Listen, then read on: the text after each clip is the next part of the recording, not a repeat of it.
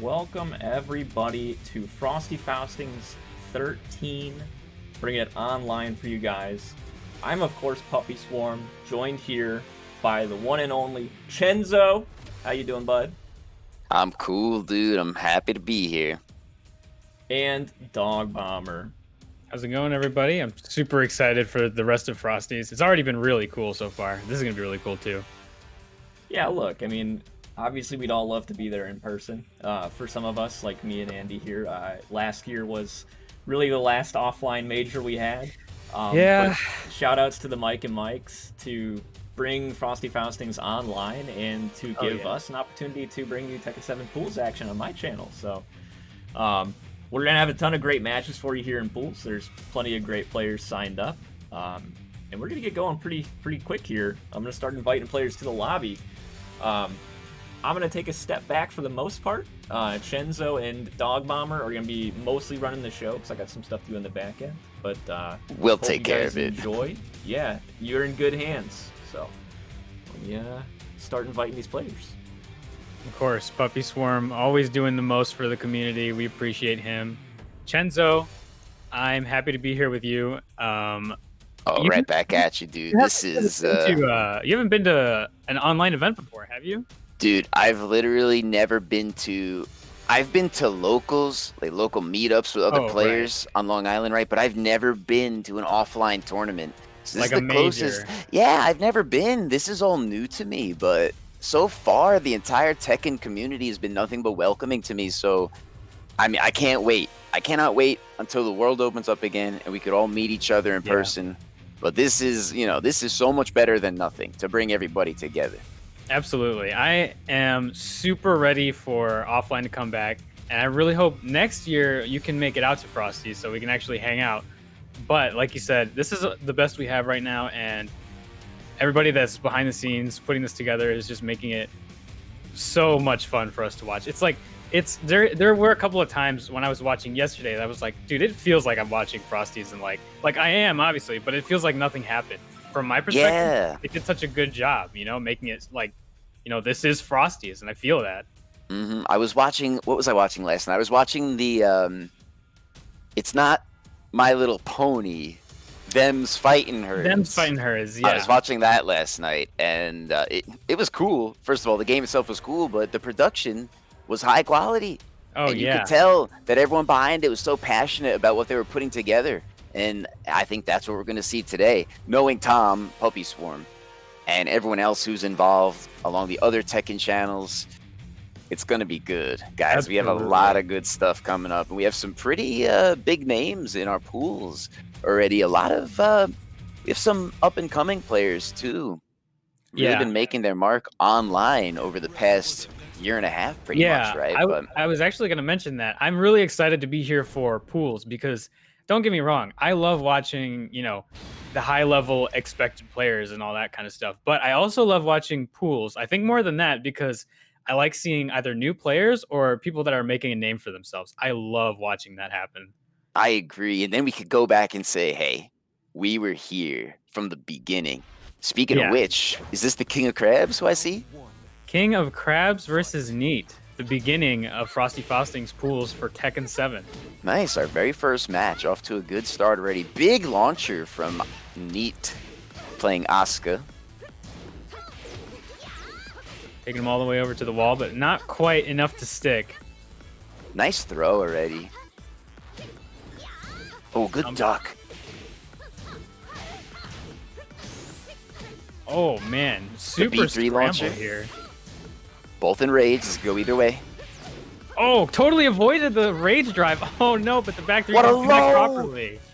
King of Crabs takes the first round on the Puppy Swarm channel's broadcast of Tekken 7 pools. Yeah, nice. With a sliver of health. I like that. Good block. Oh my god, he blocked the back three and went over the follow-up. To the wall again. Interesting interaction there. This is Tekken after all. That kind of stuff can happen with the sidewall splat. Yes. You never know with the wall. That actually really messed me up with my rage art in ICFC a few days ago, but Ooh, big whiff punish from King of Crabs. I like that. Nicely done. Yeah, just went with the guaranteed thing that would hit on the ground, even if it didn't go with max damage. He knew it was gonna hit. He didn't need that much. You don't need it. That's why if you know that you could win a round and just KO the opponent, just finish it. Don't try to be fancy. Exactly. Go with what works best.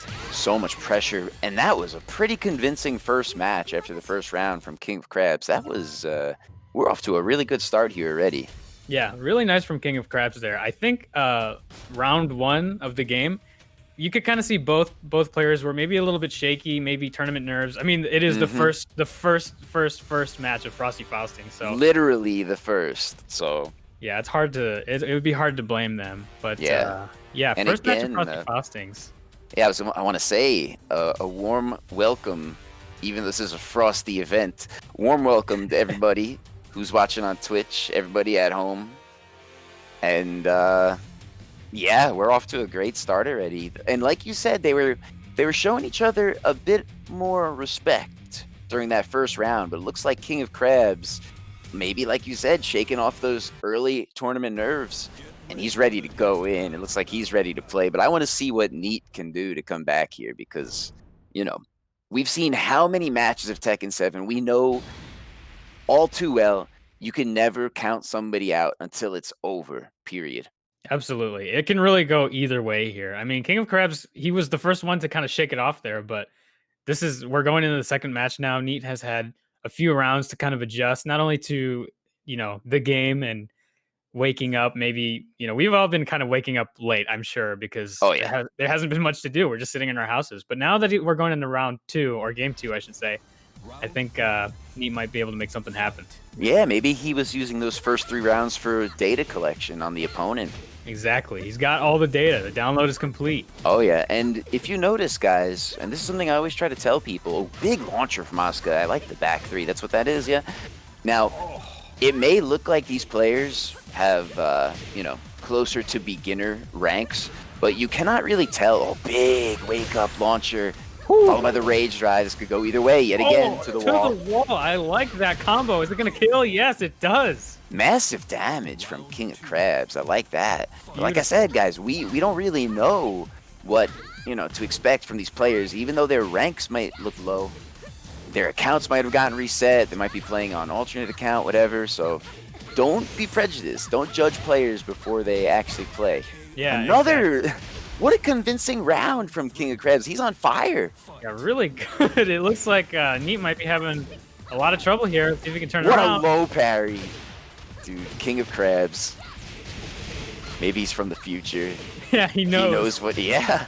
Oh, that movement from Elisa. It's so good. Neat is very close to going into the lower bracket, and there he goes. Wow, that was really, really convincing. Nice showing from King of Crabs, but look, Neat is not out of the event.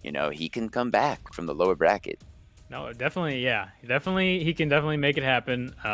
King of Crabs, though, that was, like you said, so convincing. It really was. Went all out, especially there with the perfect at the end and showing off how good Elisa's movement is. A lot of characters in Tekken 7 overall with kind of nerf movement from other games. Feels like Elisa's movement just got better. I agree. There are certain characters who still have really effective sidestepping, really effective backdashing. Yeah. But I agree with what you said. In Tekken 7, it feels like the movement overall has been a bit nerfed for the entire roster. Yeah. But Elisa is one of those characters who could really move. And she has jetpacks, so... Exactly, yeah. When she's in the chainsaw stance, that, the jetpack shenanigans and stuff, it is really tough to catch her. Oh, yeah. Super hard. That was good. One question I had is King of Crabs, is that the same player who used to go by the handle Tugboat? Is that the same guy? No. Is Tugboat someone else? Where's so Tugboat? King of Crabs, I wanted to put him on stream because he's one of these people that a lot of players may not have known about previously, but especially with the Bud Light stuff, King of Crabs' Elisa went crazy. He actually beat. I distinctly remember him beating Cuddlecore one time in the mirror. Wow. In the Bud Light League. That's impressive. So that rank is probably an accidental reset thanks to some Season 4 stuff, but of course. Yeah, very strong player. Yeah, I mean, To say that is an understatement. If they beat Cuddlecore in the mirror match, that's definitely no small feat. She is very, very good. Oh yeah, she's one of the American Tekken players. Like when you think about American Tekken, who do we think of? We think of Anakin, we think of Little Majin, we think of Cuddlecore. And she was actually just featured in a Vice episode about gaming. She actually aired it on her own Twitch channel last night, and she also was the champion of last week's ICFC. Yeah, she took it over Glaciating. Yeah, that was impressive. I also did want to watch that thing that you were talking about yesterday, but we obviously know right now Frosty Faustings is happening. It didn't just start today; it started yesterday, and there was a lot of cool stuff that was going on in Frosty's yesterday. Yeah, we're being overwhelmed with so many options of great content, and that's why, guys, if you're here with us in the Puppy Swarm channel, look, you could be anywhere else on this entire website of Twitch. You could be anywhere else the entire internet, but we are glad to have you here with us. Yeah, definitely. We're off to a great start already. Yeah, absolutely. Thank you guys for being here. Thank you for watching Tekken 7 with us. But there's also, don't forget that you can watch more Tekken 7 pools on Low Kick Esports channel. That's going to be going pretty much about the same time as this one is, and then after that, we'll have top 16 to top 8, and then the rest of the tournament is going to be on Low Kick Esports, I believe. Yeah, I think so. Maybe we could drop a link to that in the chat or something. But yeah, guys, you could hop in between the channels to see continuous Tekken action all day. Yeah, definitely. Not just Tekken. Last night I was watching. I had like 3 or 4 different tabs open, watching all the tournaments. Oh yeah, you could subdivide your windows. Yeah, have different. Yeah, they're just so good. That's the one thing that I do like about this being online rather than actually being there, is that I can watch all the tournaments at the same time rather than it's convenient. Yeah, before I would be like sitting in the middle of the ballroom and like looking all over and be like, oh, there's Grand Blue over there, there's Guilty Gear over there, and I would just have to watch like a little bit at a time from where you have to scramble from one station to the next, go from one big screen to the other. Yeah, exactly. It looks like we have oh, go on, dog. Oh, I was just gonna say, like I was saying before, I'm excited for you to be able to come out eventually when it's about time. I mean, like I said, and it may not seem like it, because I've been doing a lot of work on Twitch and in Tekken lately, but I have never been to an in-person tournament ever. So I'm waiting for the world to open up again. Yeah, because I want to meet all of you. That would be great. I mean, Midwest tournaments are so good, just in general. Frosty Faustings, Combo Breaker, they're all so good. So I can't wait to have you here.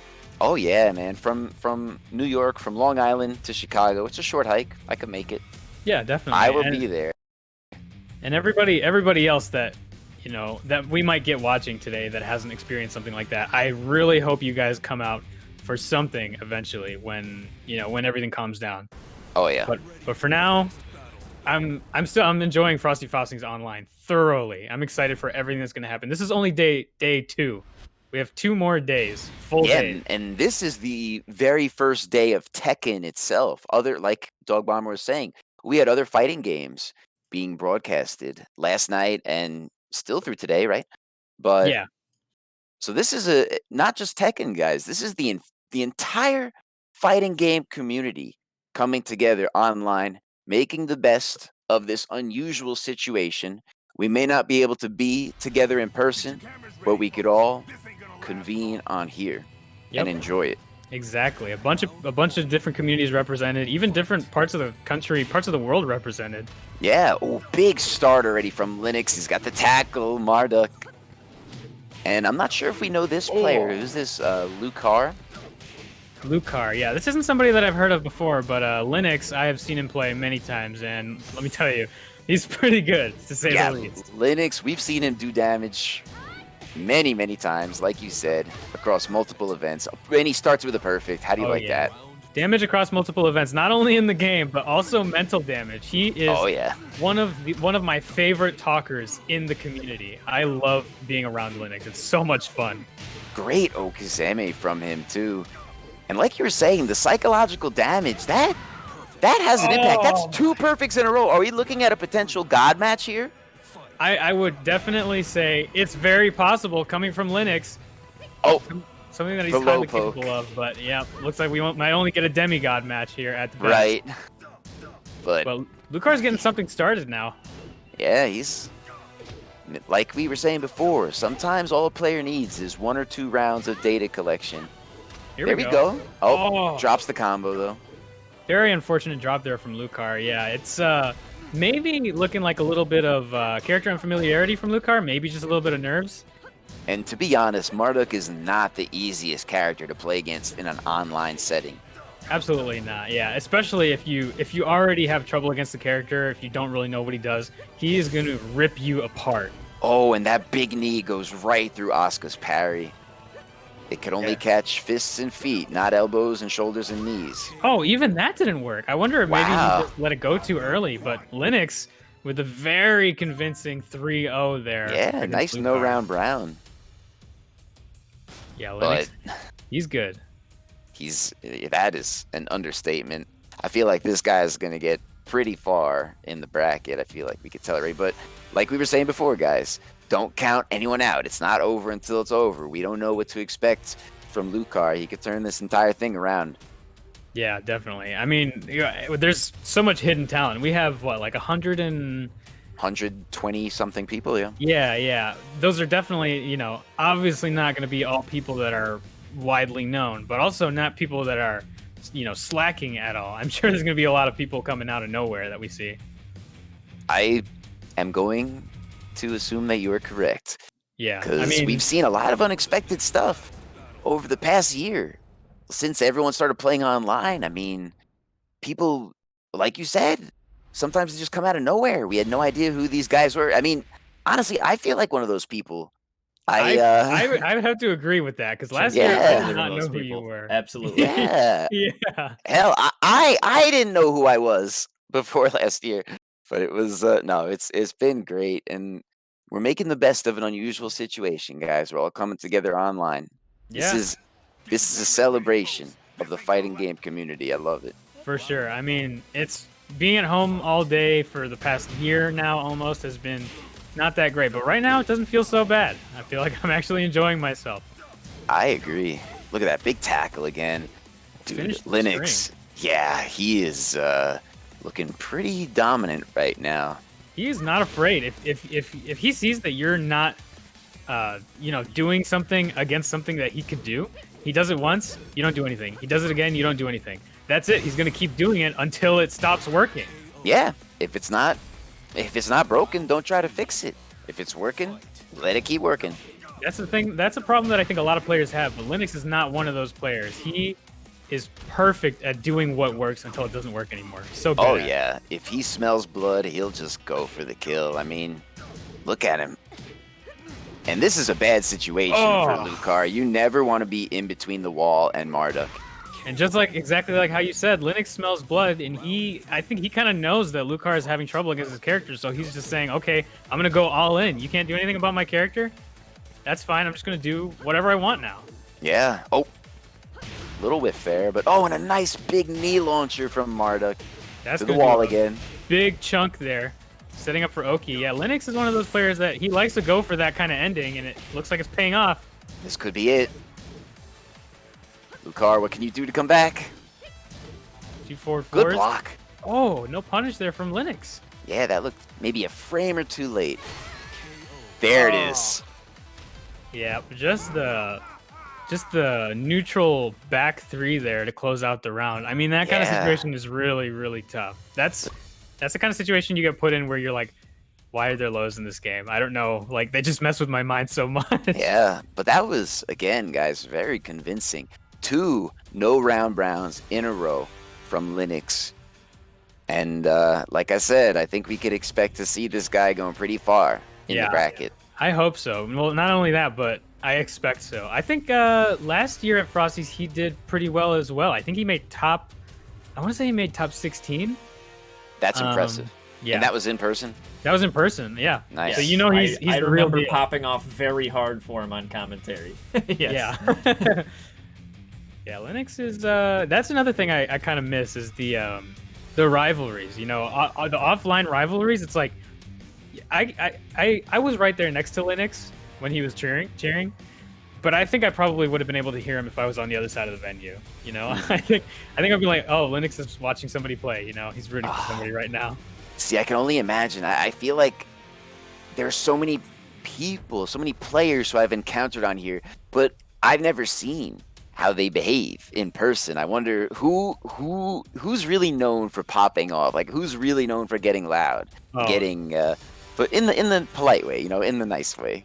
Well, there's a lot of the people that do it in the polite way. There's a few people that do it in the not so polite way, but it's the nature of the fighting game community. Yeah, you know? it happens. What are you gonna do? At the end of the day, we're all here to have fun. We're all Exactly. here to party together. Yeah, it's no, all in no good one. fun. Yeah, no one is really looking to do anything wrong to anyone else. And it's at the end of the day. And look, we see good games in the in-game chat still. Good sportsmanship. I like that. Exactly. Oh, it looks like we're about to see Doom Danny. Doom Danny versus who? See, I had the It's gonna be bracket Doom pulled up. Danny and Duck. Versus I'm Duck. not familiar with Duck, but that's Is a good this- name. Is this the duck that plays Skullgirls? I wonder. Or I wonder if I'm thinking of someone else. If somebody could correct me on that in the chat, maybe. Yeah, I'm I not can sure tell where. you Duck is signed up for Tekken 7 and Windjammers. Oh, okay. Then Interesting. probably not. Because I don't remember if Ducketer is a different person from someone else who I have encountered whose name is Duck. Or if that's just what they just call Ducketer Duck. Ducketer is the Skullgirls player. Okay. Yeah, Among funny enough, when other I put games. Duck's name into the scoreboard, it auto-filled Ducketer because this is Callisto's scoreboard. So Oh, maybe there's your answer. They're not the same person, but yeah, I guess not. Doom Danny and Duck. Doom Danny, I like his profile picture. I I don't know can't what it even is. see that. What? Yeah, I could It's, zoom in a little bit, but I can tell that it's anime and red hair, and that's all I need. that's enough for you, right? Yeah, I like red-haired anime. SMH my head. I think it's from I don't remember the name of the anime, but it's whatever. Somebody in chat Yeah. knows. Who has Doom Danny been playing lately in events? Because I know that I think he made an announcement saying he wasn't going to be using Chloe anymore. He switched to Kunimitsu. Oh, but here's the Chloe. All right. That looks an awful lot like Chloe to me. It certainly does. Chloe versus Lars. On a very small stage, too. Hammerhead is one of the most narrow stages. So we could see some big wall damage here. Duck getting some support from the crowd so early. Yeah, cheer on your people, guys. They will be assisted by your energy in the chat. Oh, Lars has a home field advantage here. This is a large stage. I don't care what anybody says. Lars and Noctis are the same character. I mean, they're both pretty anime. Big hop kick from Doom Danny out of nowhere. And that is a very unsafe hop kick from Lucky Chloe. 4 lows in a row, but the last one is parried. To the wall. Oh, all the way to the wall. Oh, using the rage early. I'm not sure if I agree with Yeah, that. that was very early usage. Maybe he has some tricks up his sleeves. Let me Yeah, see. it looks like he just wanted the momentum shift back, and it looks like it's working out. Scary situation. What there a for duck. Very good situational awareness from Doom Danny and a little pop off with that dance. I Little like hop, that. Yeah, I like Yeah. that from Duck, though. He was really bringing it all the way back. He was. Good sidestep launch from Doom Danny. Gotta He's remind known y'all, for if that. you see hype moments like that, make sure you clip them and tweet them out with the hashtag Frosty Faustings XIII. Oh, yeah. When I was watching the Guilty Gear exhibition, there was like, whenever it was danger time, Callisto would put on a Vuvuzela. That was so funny. I love Oh, those no flags. break. That's the 1+2. Chloe could do so much damage from back turn. Yeah, unfortunate. Last chance on the mix-up there, and unfortunately was not able to get through it. Yeah, but I don't know. Duck is looking pretty strong. He had a really nice first round against Doom Danny. That's not easy. Doom Yeah, Danny not bad. is a very seasoned competitor. Yeah, definitely one of the more notable Lucky Chloe players, especially in his area. Oh, it's hit by raw slash kick. What region does he represent specifically? Doom Danny is from... I don't want to confuse... Yeah, okay. He's a Michigan player, Make sure. 1 HP from Duck. One of High's students, so to speak. Oh, nice. Ooh, good pressure from Duck. He takes it back with 1 or 2 HP. That's Beautiful. What I'm talking about. And this is exactly what Duck needed. He just needed to be able to say, okay, he's human just like I am. I can do whatever he does. Yeah. And that, like you were saying before, that's important for your mentality. If you could take 1 round... Oh, but this is... Oh. What a perfect from Doom Danny. Okay. Doom Danny looking pretty strong, but like you were saying, Duck had a nice round there. He had a very strong first round as well. I mean, I feel like this one could still go either way. Yeah, definitely. Duck was doing good. I mean, like we said, Doom Danny's no slouch. He can definitely put the hurting on, but Duck was fighting back pretty well there. He made like a couple of good comebacks, and that was really cool. He did. Yeah, I mean, he seems pretty confident. Maybe, look, Lucky Chloe is one of those weird characters, kind of. She's new to Tekken 7. Yeah. Capable of massive combo damage, but gigantic. If you lab the character, if you take that character into practice mode and understand what she's about, you could, understand. You could get through the deception. Yeah, definitely. If you have a Lucky Chloe training partner, it's not going to be too much of an issue. But if you don't play much against Lucky Chloe, that it can be really tough to deal with. Once she starts putting you in the blender, once she starts going with her Cali roll mix-ups, it's tough. Yeah, she could seriously catch you off guard. And as we just saw, Doom Danny taking that final round with a perfect. Let's see if he could do it again. But I have faith in Duck. I want to see what he could do. And Lars is... he's not the most widely seen character either, especially in Tekken 7. He was much stronger in the prior games. Yeah, definitely. But he did see some buffs. I've seen him a lot more now than I have in the past. Danny has one of the best Lars training partners he could ask for in L-Train. That's another thing. Yeah, he is from the same region as L-Train. And L-Train is nice hop kick. One of the best Lars players. The L-Train locomotive, yeah, he's just one of the best players, period. Exactly, yeah. Good wall break. See, this is what I was talking about. Duck looking pretty confident. Oh. Yep, and that's another thing we were talking about, the crazy blender mix-ups from Lucky Chloe there. You have to be very familiar with each hit of that breakdance because it switches so quickly. Yeah, that was nice. Yeah, it's tough. Yeah, you have to be really aware when to switch from the high blocking to the low blocking, or even better, you can low parry it at the right time. Yeah, and even then, what there's that hop kick you were talking about. It's super unsafe, but at the same time super good because it evades everything. It high crushes, it low crushes. Yeah, it's very useful when it works. But Doom Danny seems like he has such a good read on the timing, and here's the back turn. Oh, nice. He did duck the jabs there, which is the right call, but he drops it. Got counter hit. Nicely done. Good mix, between the jabs and the lows. He's doing some good work. Duck, what can you do to come back? Ooh, late hit. Another one. 3 of them. Good block and a launch. This is going to hurt. Oh, yeah. Like I said, Lucky Chloe's combo damage is insane. Duck is lucky he wasn't near the wall there. Would have hurt even more. Yeah, but he's already around half health. Even less now. Yeah, Lucky Chloe is one of the highest wall damage characters. This could be it. Here's the wall, and didn't even need it. That was perfect. Yeah, well played, Doom Danny. Well played, Duck, too. Yeah, no, Duck was looking good. I liked what I saw. Me too, yeah. Duck was looking really cool there. He was showing off some of the cool new Lars stuff. He showed off that the wall carry combo, the 2 new got the new Rage Drive and the new I don't even know what to call it. He turns into a pretzel in midair and then it corkscrews. You know what move I'm talking about? I think I do. He has so many strange anime type moves. Yeah, they were like I feel like this animation, it's the move where he goes into the crouch dash into one of the entries and he goes like and he goes and his legs go like this. You know what I mean? It's he does it's a scissor kick move. He goes like It looks like a Master Raven move to me. Right. More anime. If we saw it, we would see. Yeah, but it's anime. Yeah, that move I think is pretty good. I don't know what the frames are, but I see it all the time in combo. He did it twice in one combo for the wall carry, and it took him all the way. Right, it worked.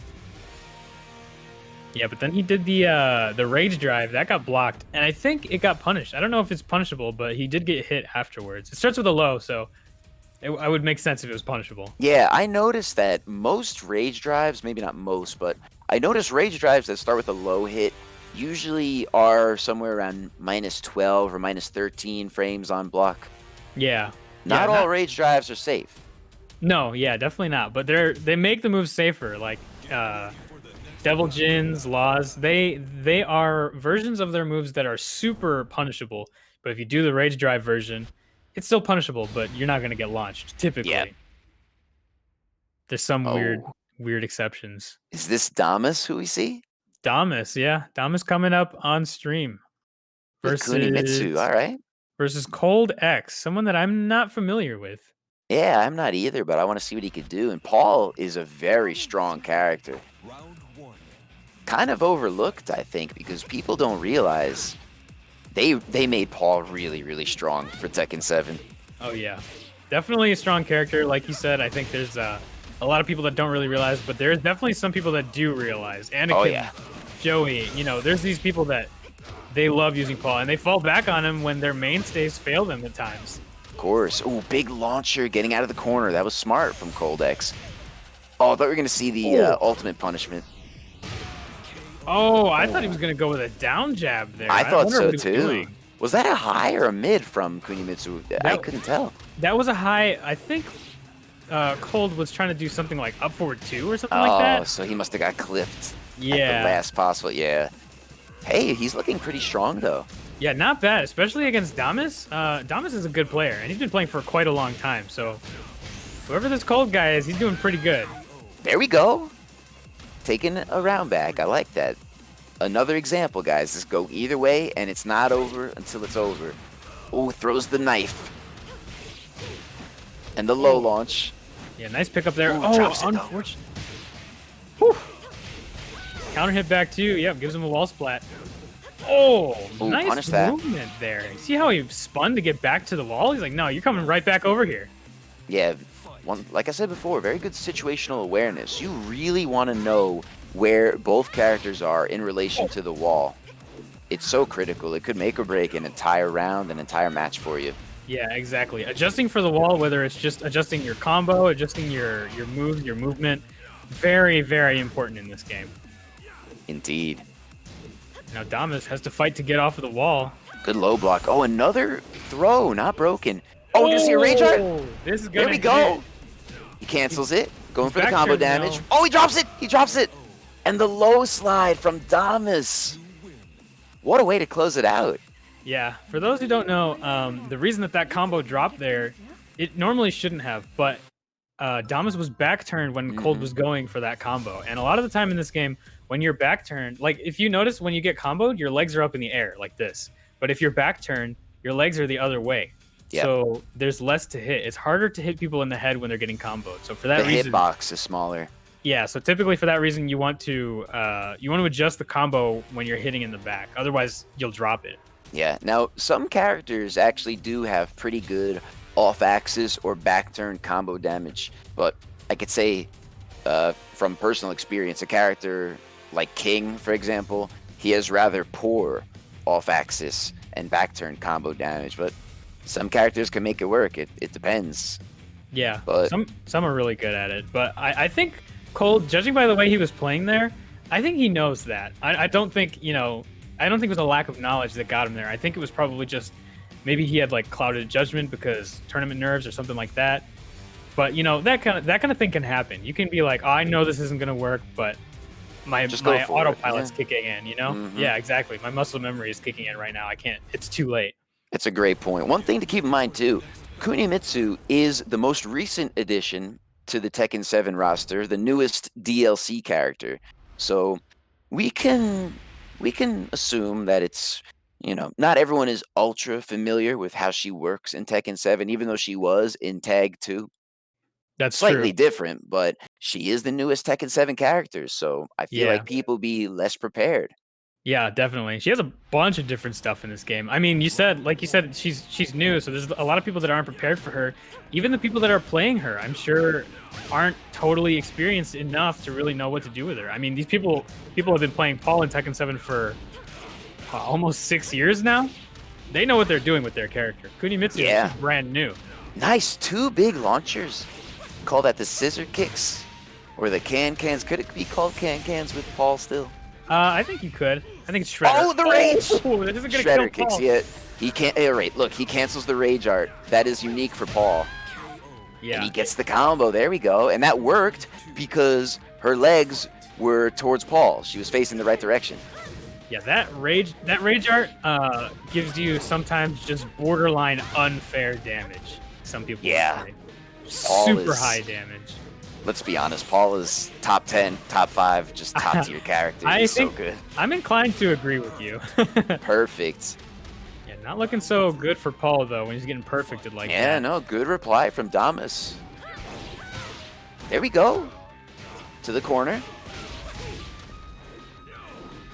Looked like he used the sidewall to his advantage there a little bit. Yeah, nicely done. Good game Oh, knowledge. good block.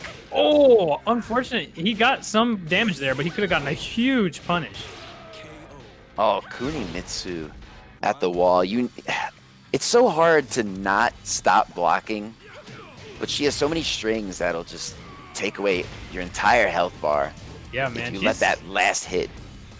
She's scary. She is definitely scary at the wall, but talking about taking away your entire health bar, you're preaching to the choir. Paul can do that on like any touch, especially on a map like this. He can just drain your health. That's how the saying goes. There's no such thing as a life lead against Paul. Big demo man at the wall. And besides his damage, he's also good with the mind games, his 50-50s. You got to be guessing between demo man and death fist or a hop kick. I mean, there it is, the hop kick. Yeah, I mean, the demo man, it's a pretty big risk, obviously, because Paul can there's the ultimate. He's going to do a lot. Oh, the wake up 3. That's a good launch. This could be it. No, I don't think so, because it's Kunimitsu. She doesn't do that much damage. Oh, the rage! She blocks it! Nice. Damas. Well played, Damas. Okay. Yeah, he kind of knew, I think, there that Cold, he didn't have much more options, you know? He had to take a big chance. And if he was going to take a big chance, might as well take the biggest one with the rage art there. Yeah, I mean, sometimes you just got to YOLO it. But listen, that was a really nice showing from Cold X. He put up a hell of a fight there. But Damas, very solid Kunimitsu. He will be moving on in the winner's bracket. I like what I see so far. That was very good. Definitely good from Cold. I was I was hopeful there because I like that matchup because Kunimitsu, like I said, she doesn't really do that much damage. So I was going to say that the demo man from Paul, you were saying his 50-50s are really good, right? So the demo man, it's a big chance. It's a risk that he has to take. But against Kunimitsu, it's not even that bad because any damage that she's going to give you, Paul could give her twice as much damage for each point of damage that she gives him. Yeah, like I said, there's no such thing as a life lead against Paul, and you have to be extra careful when he's in rage, but as we saw, if you block that rage art, you could pretty much just win the round.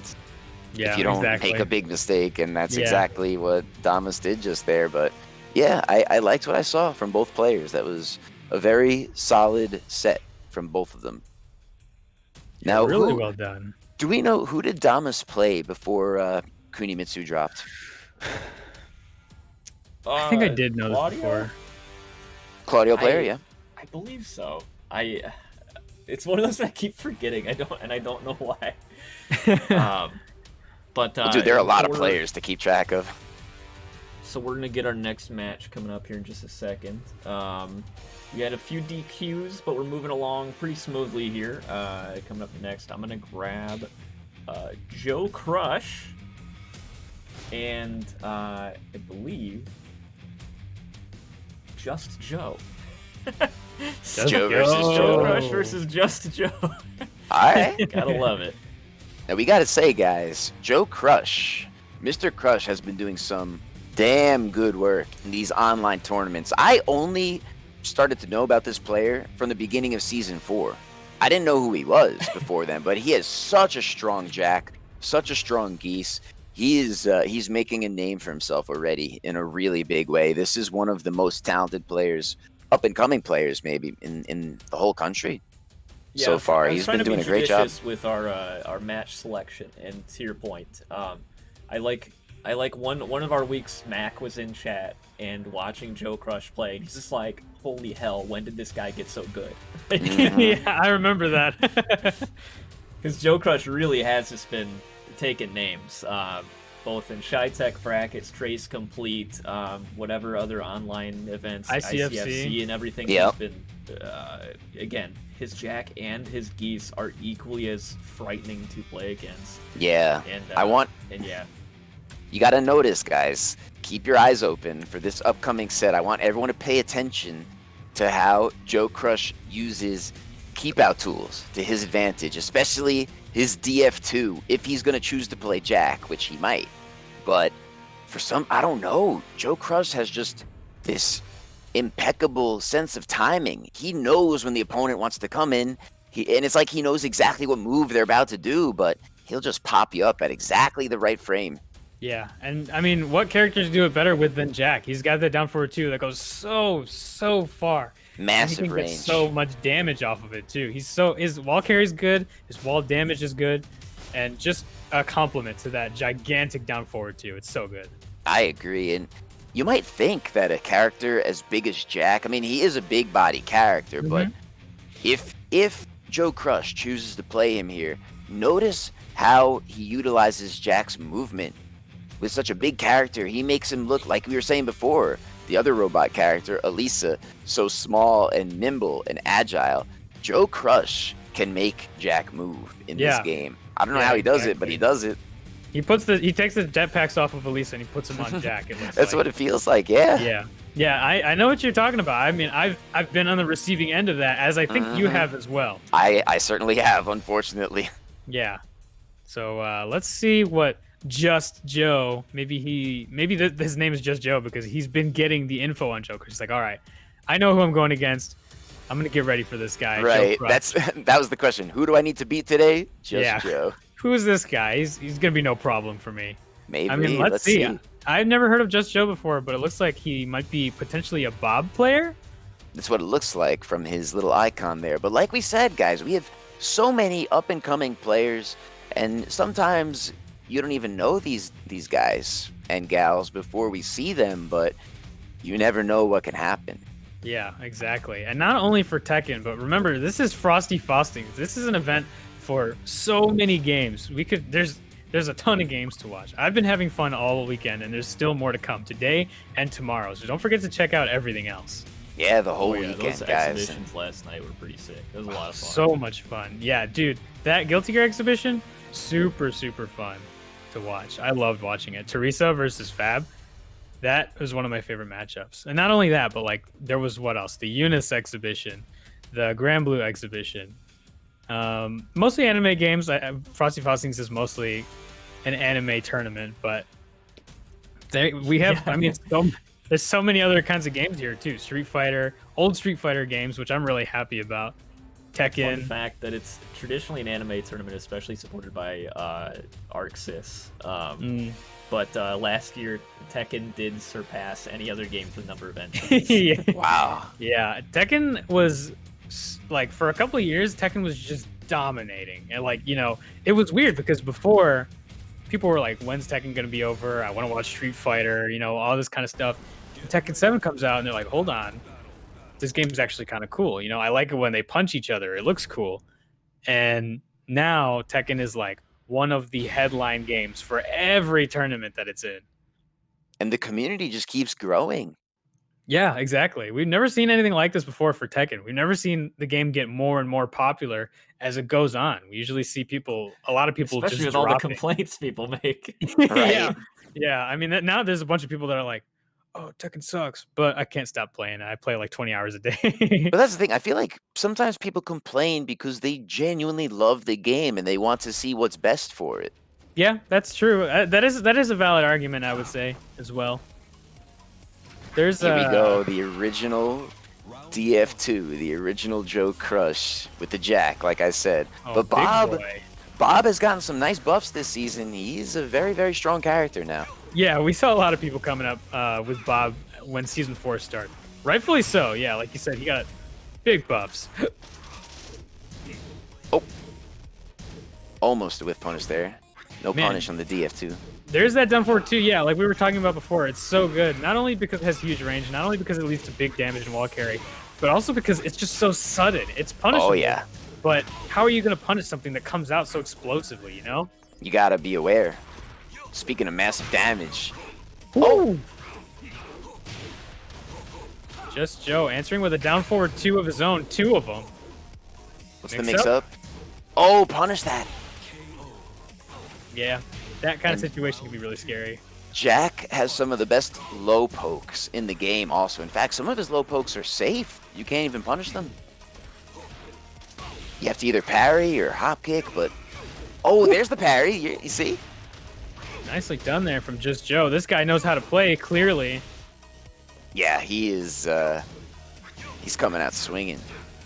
And like I said, Bob is a pretty damn strong character right now.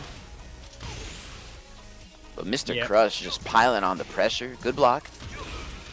Good low parry. Another one. Sidewall is going to make this weird, though. Yeah, sidewall is one of the weirdest things in Tekken 7. You really have to take into account. Nice slide mix-up. Really good there from Just Joe. He saw that Joe Crush blocked the mid last time, so he went with the low this time, but unfortunately to no avail. Yeah, I mean, that's how you have to adapt to your opponent, Tekken. Mix-ups on top of mix-ups. And like we were saying before, if something's not working, switch it up. Or maybe it's best to use, you know, double reverse psychology and just stick with it. At the beginning of this match, he's making Jack move like he's not Jack. He just Yeah. sidewalks around Bob. I told you guys to keep your eyes open for that, did I not? I said it before it started. Oh my god, yeah. To sidewalk in the middle of a string like that with Jack is not easy. Whoa, what was that? Unblockable from Bob there. Gets ducked by Joe Crush. But wait a minute, did he cancel it at the end, or was that a misinput? What did we just see? I think it's a high, isn't it? Did he duck it? Joe Crush duck that? Yeah, wow. he ducked it and he punished with, I think, while standing 1. Well done by Joe. And that's what I was talking about before, guys. Situational awareness. And look, everybody has blind spots when they're playing games like this, but the more familiarity that you could build up, not just of your own character, but of the entire roster, that's going to help you to succeed in most of your matchups. Like, if you think about it, the most successful Tekken players that we have, not just in the country, but the whole world, they're the ones who are most familiar with the most possible amount of situations and what each character is capable of. Like, they've been exposed to the same occurrences over and over and over. They know what to expect.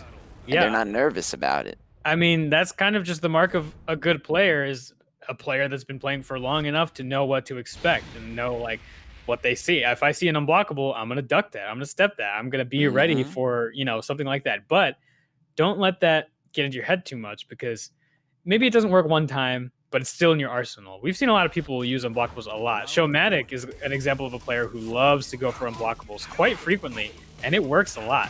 Oh, so yeah. Definitely keep it in your arsenal. Nice launch to start off from Joe Crush. Half health gone from Just Joe already, and he's in rage already. Oh my goodness. Perfect to start it off. All right, looking good, Mr. Crush. Just over 10 seconds was that perfect, and yeah, like you said, Joe Crush looking really good here. Let's see if Just Joe can come back from this. There it is, the original DF2. Oh, and with the wall too. And again, guys, is this going to be a god match? Or oh, he took some damage already, but still. Oh yeah, conversions are insane. Yeah, he, like I said, he's so aware of his own character, of what to do at the wall.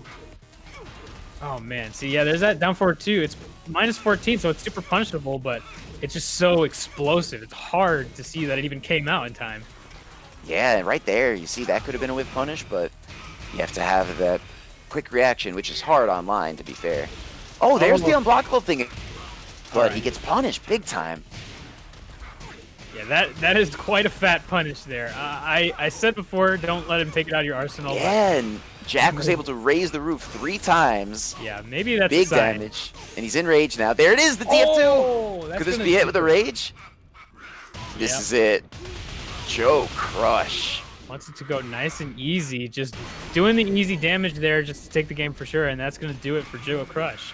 Yeah, I mean, you know what? And that's not even a flex. That's not to show off. Sometimes, especially online, you want to make sure, you want to know damn right that you're going to win the round, win the match. Sometimes you just got to, bring out the Rage Art, guarantee the KO, so you don't have anything to worry about. No dropped combos, just finish it. Yeah. Just end it. Did you see, you say that he didn't want to style, but did you see when he blocked that hell sweep and then he tried to punish with forward too? I did see that. How many? I didn't know if he had the frames for that. I think he could have done a quicker I wouldn't know either, but I'm sure he probably has labbed it, so he probably knows that, on a stagger, if he crouch cancels, he can probably do it. I would believe it. Yeah, it looked like he was close. Maybe just a frame or 2 or 3 late, but hey, he still won the entire set. He did some good work there. Yep. On to the next round of winners. Yep. We're gonna move into round 3 here in a moment. We got a very exciting match coming up for you, but I don't want to spoil that just yet. We do want to shout out our sponsors, because we do have as you can see at the bottom of the screen, we have a number of very generous sponsors who have come together to make sure that not only can we bring you Frosty Faustings online, but we can bring it to you in such high quality that we have, all the fancy graphics and everything. So, first of all, Frosty Faustings XIII, the virtual artist alley is live now. It's on Discord. If you go to frostyfaustings.com/AA2021, you can support the FGC artists community. Check out their shops and wares on there. It's all the same stuff you've grown accustomed to. You love Frosty Faustings. Can't go to Popcorn Bear. Dozens of artists have been. Check that out. As well as the official merch store. Snap.tv/XII/register. If you buy any of these, you can donate to the prize pool through the Matrino store. And additional prizes on the Matrino. There are giant exclusive mousepad and TCG playmats with the Soul Calibur, the Capcom one's pretty sick. And you contribute to the prize pool when you purchase. Of course, this is an anime event. Arxis is a supporter here. What's up? The music is too loud. Yeah, that's what people are saying in the chat. Oh, my bad. Turning it down. Arxis, GG Strive, pre-order, available April 9th, 2021 for PS5, PS4, and Steam. And of course, speaking of Arxis, Grand Blue Fantasy Character Pass 2. The first 4 characters have been revealed, the last 2 are mystery. I love this game. Just wish it had,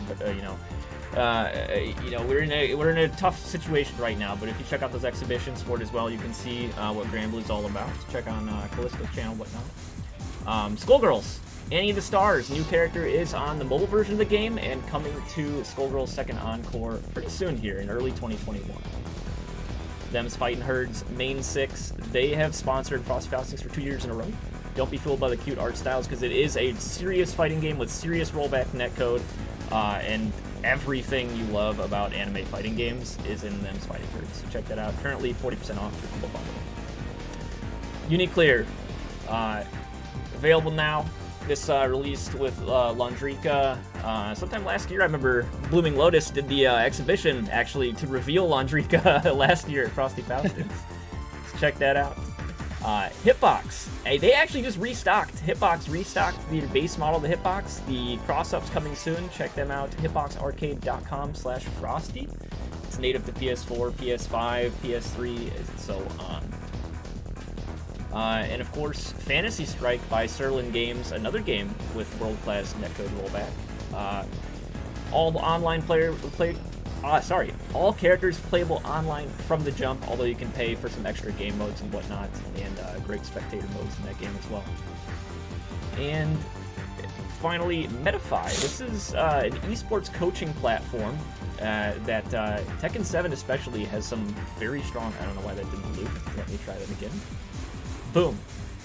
There's some really strong Tekken players who are involved in Metafy, and they don't take a cut of the coach's revenue. Your money is going directly to the coach. So check that out at metafy.gg if you are looking to up your Tekken 7 game.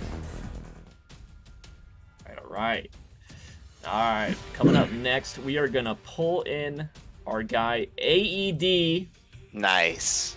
Classic. Yeah, again. You said we were in for a good surprise. This is, guys, this is the Brian. Yeah, And he is definitely. going up against very strong player, originally from Nicaragua, El Negro, also known as Oh, Negro the Master Raven. Yeah. Hiripicho. I'm my Spanish is awful. Sorry. Hey, you got it. You're good. Listen though, do you see? I mean, you can't see it right now, but you're about to see his true Tekken God rank. He got that off of me yesterday.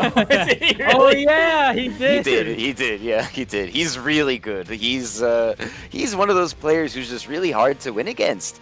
Very good awareness and very good decision making, but he's also using Master Raven, who's a character that we don't really see all that much of.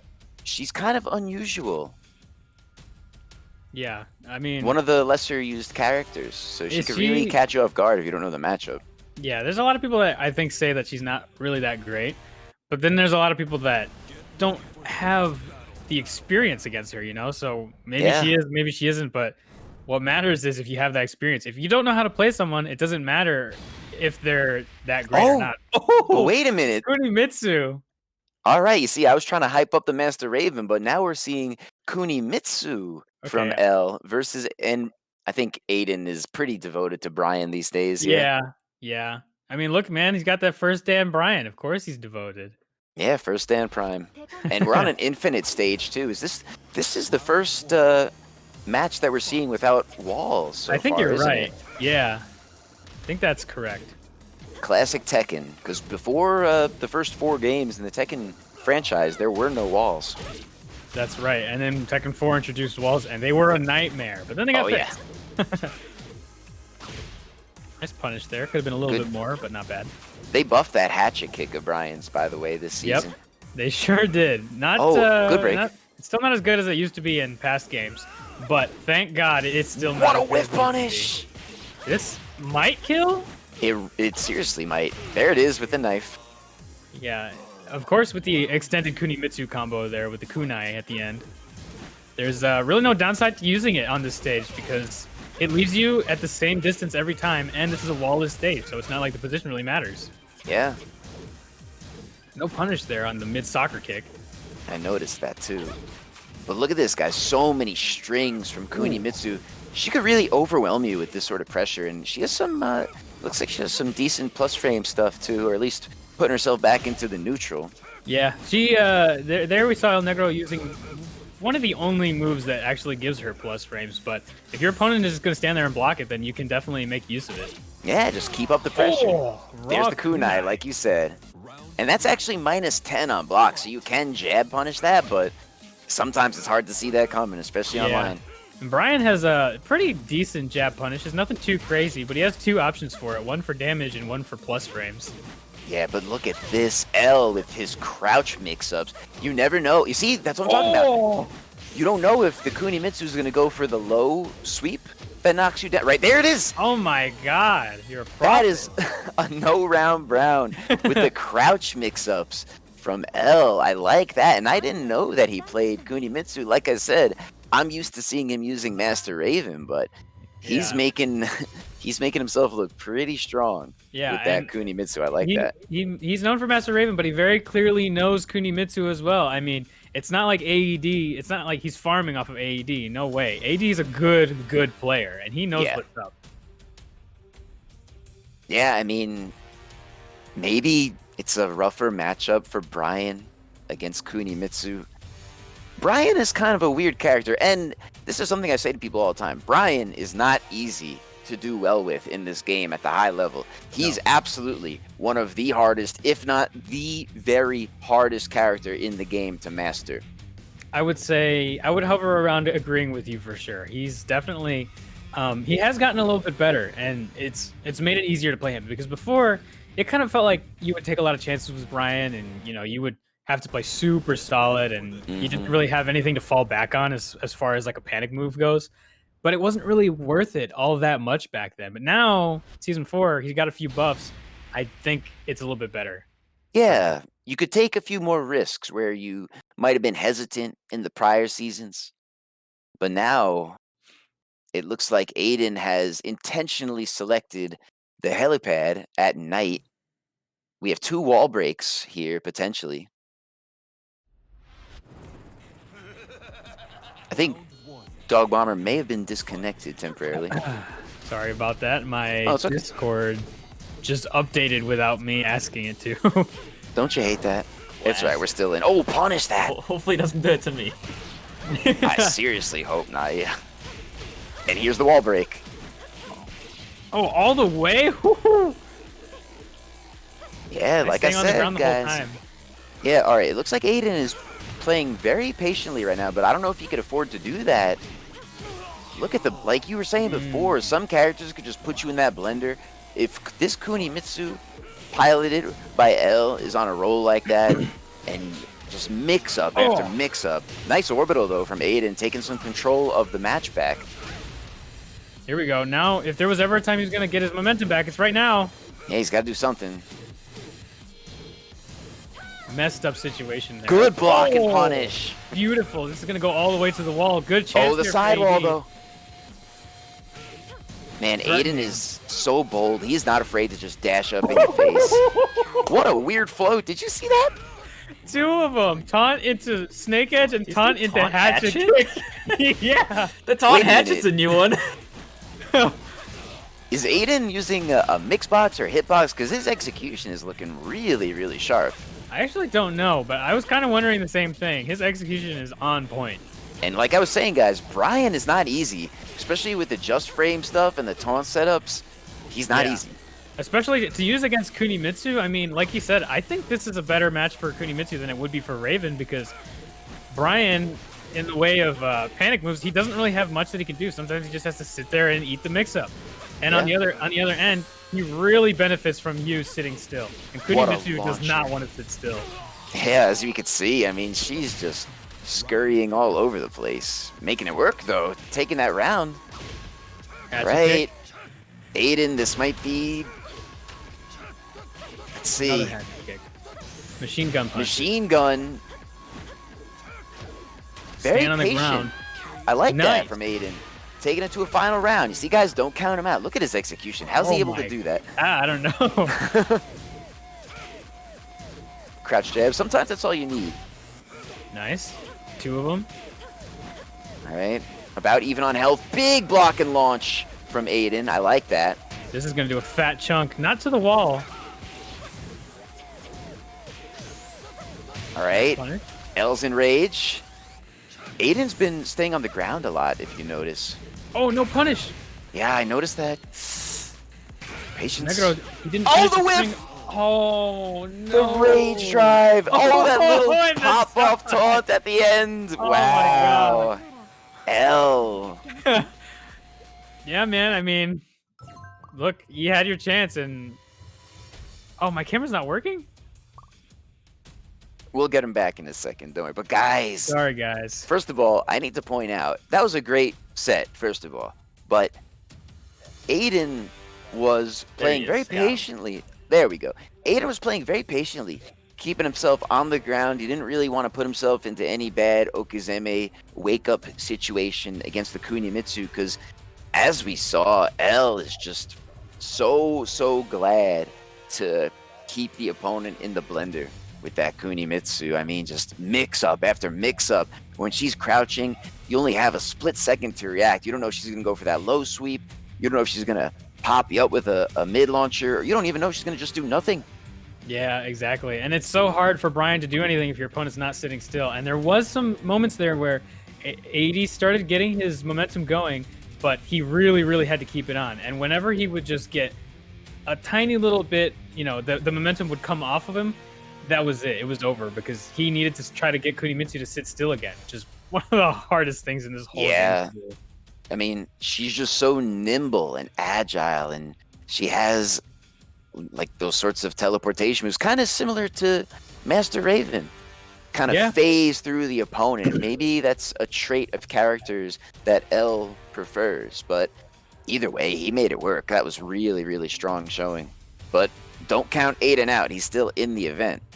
He's just in the lower part of the bracket. Yeah, that is true. I think he'll do well in losers bracket. I think he definitely will be able to make some stuff happen. Hopefully, we'll be able to see him later. But this is Frosty Faustings. There's kind of a lot of people here, a lot of killers. Oh yeah, and now I think did we just see Phaetons? How do you say the name? I would assume it's Fatins or Phaetons. I'm I'm not gonna sure. go with. How about you say one, Chenzo, and I'll say the other one. Okay, I'll say We can cover Phaetons. both. I will say AED does not have the easiest route because Emily was knocked into losers, so he's on a collision course where only Oh. one of them will make it out. So, Wait, Wow. who knocked Emily into losers? SVL from Vegas. SVL. Wow, could we call that an upset? I don't know who SVL is, to be honest. But if they beat Emily, I would assume that person knows how to play. Yeah, they for must be sure. pretty damn good because Yeah. Emily is one of those tournament players who consistently goes far. Hey, this is a good stage for Linux and Marduk. Forgotten Yeah. Realm, how many floor breaks are we going to see? For sure. Very good for Marduk. But that's not to say that it's bad for Negan. Negan actually has a lot of good stuff to break the floor and get some extra damage. Oh, yeah. Some stuff that you wouldn't normally see. Like, he has the no exceptions move. I love that move. Let's see if we see it here. Good sidewalk. Yep, there we go. Good floor break. Nice movement, though, from Phaetons already. Yeah, unfortunate weird sidewall interaction there. Especially on Marduk. He's got a big body. Oh, yeah. That down back 2 from Marduk is so good. Oh, nice. This might be it. Maybe. He decides not to go through the ground. Just wants to save it, go for the mix-up. Hey, he took the round. That's what matters. Ooh, big whiff, but Yeah. Forward 1+2, lots of recovery. Super plus on block, but if it whiffs, you're in danger. oh yeah. You I gotta could've eaten a say, lot more. yeah, I think Negan is kind of an underrated character. He's capable of a lot of cool stuff. He has some neat power crushing tools, really good low poking. His movement is pretty good as far as Tekken 7 goes as well. Oh, punish that. Oh, he could have launched that. There's the launch. Nice. And you cannot low parry that bat, can you? No, you can't low parry the bat. Yeah. The only moves you can low parry from Negan are his couple of low kicks that he has, which are he's not going to be using really all that much compared to what he's going to be doing with the bat. Yeah. Oh, what a whiff punish from Linux. This might be his way to get back into the match. He's going to use his resources down on the ground. Oh, big launch from Negan here. Yeah, not deterred from pressing buttons on hit, and Negan Phaetons with the up forward 4 counter hit, taking Linux almost all the way to the wall. I'm surprised that didn't floor break. Wow, okay. That was pretty quick from Phaetons. How did he? A 3-0 against Linux is no small feat. That kind of thing is very tough. Linux is super, super seasoned player. Lots of experience, lots of setups, and all this crazy Tekken stuff. He's good, to say the least. To get a 3-0 against him is pretty good. Yeah, to make it He look. also has his own Negan. Yeah, he's a Negan player. Yeah. Yeah, scary. That's pretty rough. We'll see. Yeah, I mean, like you said, Chenzo, Negan, he's got all the tools he needs. He's got good movement, good mix-ups. He has that stance has only gotten better as the game has gone on. So he has all the tools he needs from it, and he has plenty of ways to go into it too. It's true, and if you don't know, everyone at home, that stance that Negan has, it automatically parries lows. Yeah, that's very interesting. A trait that he took from Anna. When he goes into the stance, if you try to hit him with a low, he will automatically launch you with a kick, which is really, really good against some people say Yoshimitsu. Because Yoshimitsu's sword sweep, it's a low, but it's unblockable. But that it works against that, yeah? It works against that stance, yeah. That's very that's useful. a really good option against it. Oh, hey, Linux randomly selected Dragon's Nest. I'm surprised he didn't intentionally pick a stage. Yeah, I guess he just wants to get into it. I mean, it's, I don't blame him. I think that kind of suits his style. He just wants to go as fast as he can. And like we were saying before, maybe all he needed were those 3 rounds for data collection. Now he could formulate some game plan against Phaetons here. I've just received a notification that I've just lied on stream. That Negan stance does not work on Sword Sweep. I thought it did. Doesn't. I could have sworn I've tested it before, but I might have been dreaming. Sorry about that. Yeah, I kind of thought because Yoshi's is unblockable and it is a weapon. But speaking of weapons, you cannot parry the Lucille low either. Yeah, that's what makes weapons so good. Weapon lows. Because you can't parry them. Speaking of... not cool. Speaking of lows... Linux is back in it already. Yeah, nicely done there from Linux. Phaeton's kind of just, I think he was just doing too much too fast there. I think so too. At the wall already. Get off me. What's the mix-up? Oh That's the my 1+2 broken. Good break there. That full crouch down forward 4 from Marduk is so hard to deal with if you get hit by it because it stuns you for so long. You can do whatever he wants. It is, and like I was saying before, you don't want to be in between Marduk and the wall. Oh, he got the counter hit there, but the wall messed up his combo. He's getting something here, though. Put him into rage. Oh, he drops it. Oh. Unable to punish, fortunately, for Phaetons. Good low, and here's the 1+2. Massive damage. That should be it. Oh, yeah, absolutely.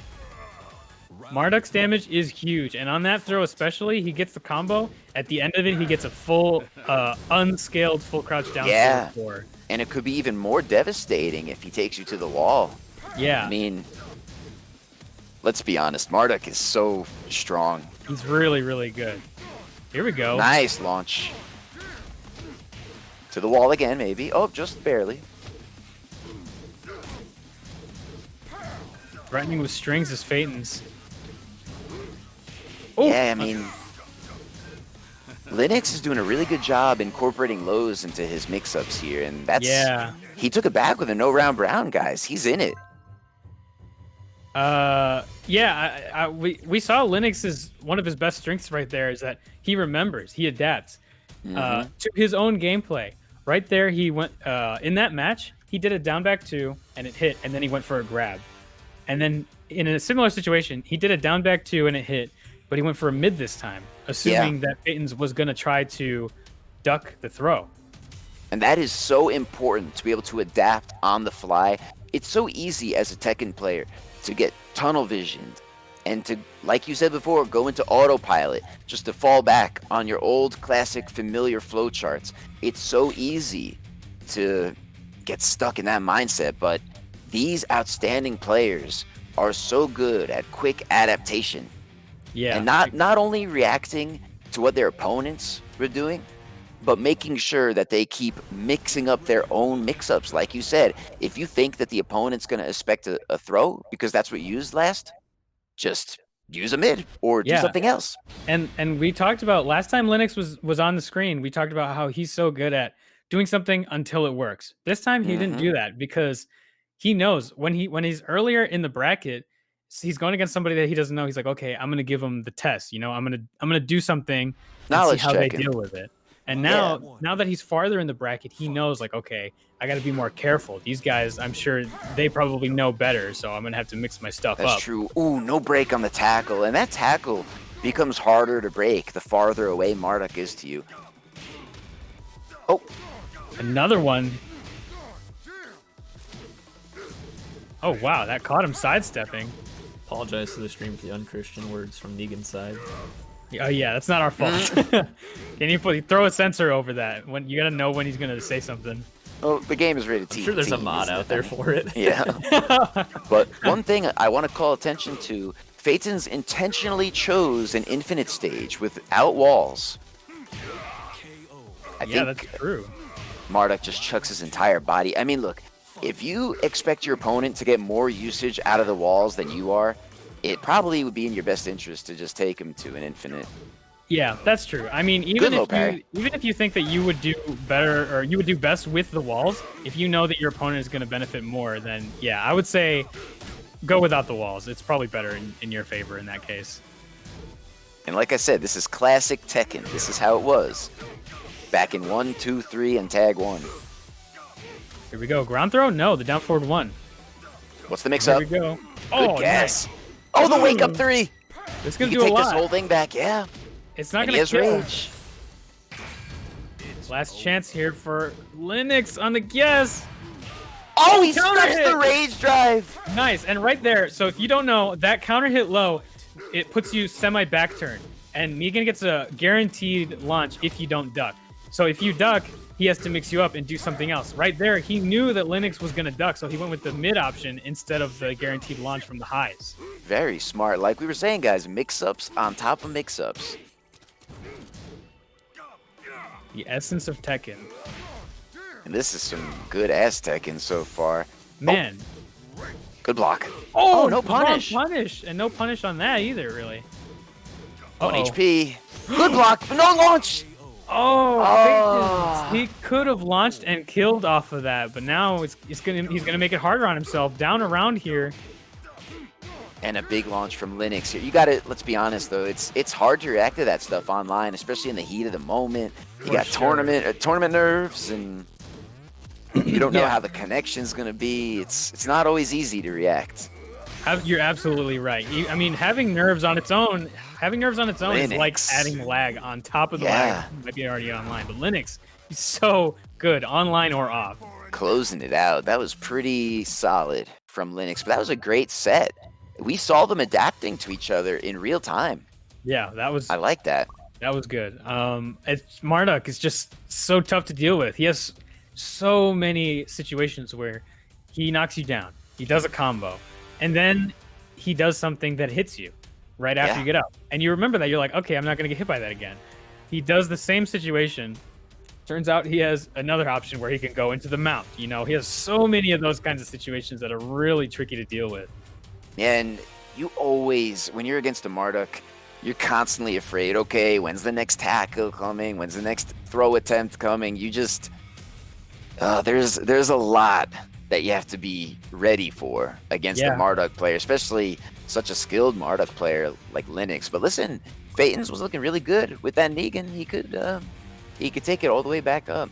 Yeah, that's true. He could do a lot with that. I mean, with Marduk, it's just so scary. Like you said, you think you're ready, and then suddenly he rears back, getting ready to tackle you, and you just freeze up. You can't do much.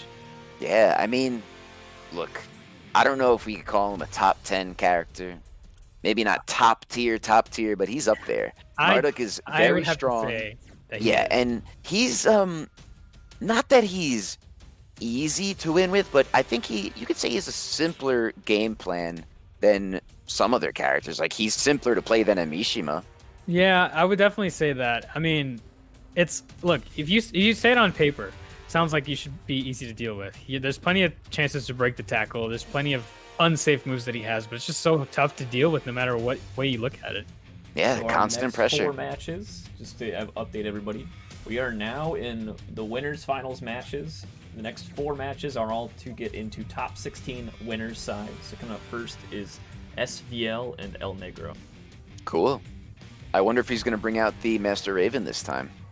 Yeah, I wonder, but I also kind of like the Kunimitsu. I kind of hope he sticks with it. I did too. That was really cool. And I did not expect, I don't think anyone here expected to see L playing Kunimitsu.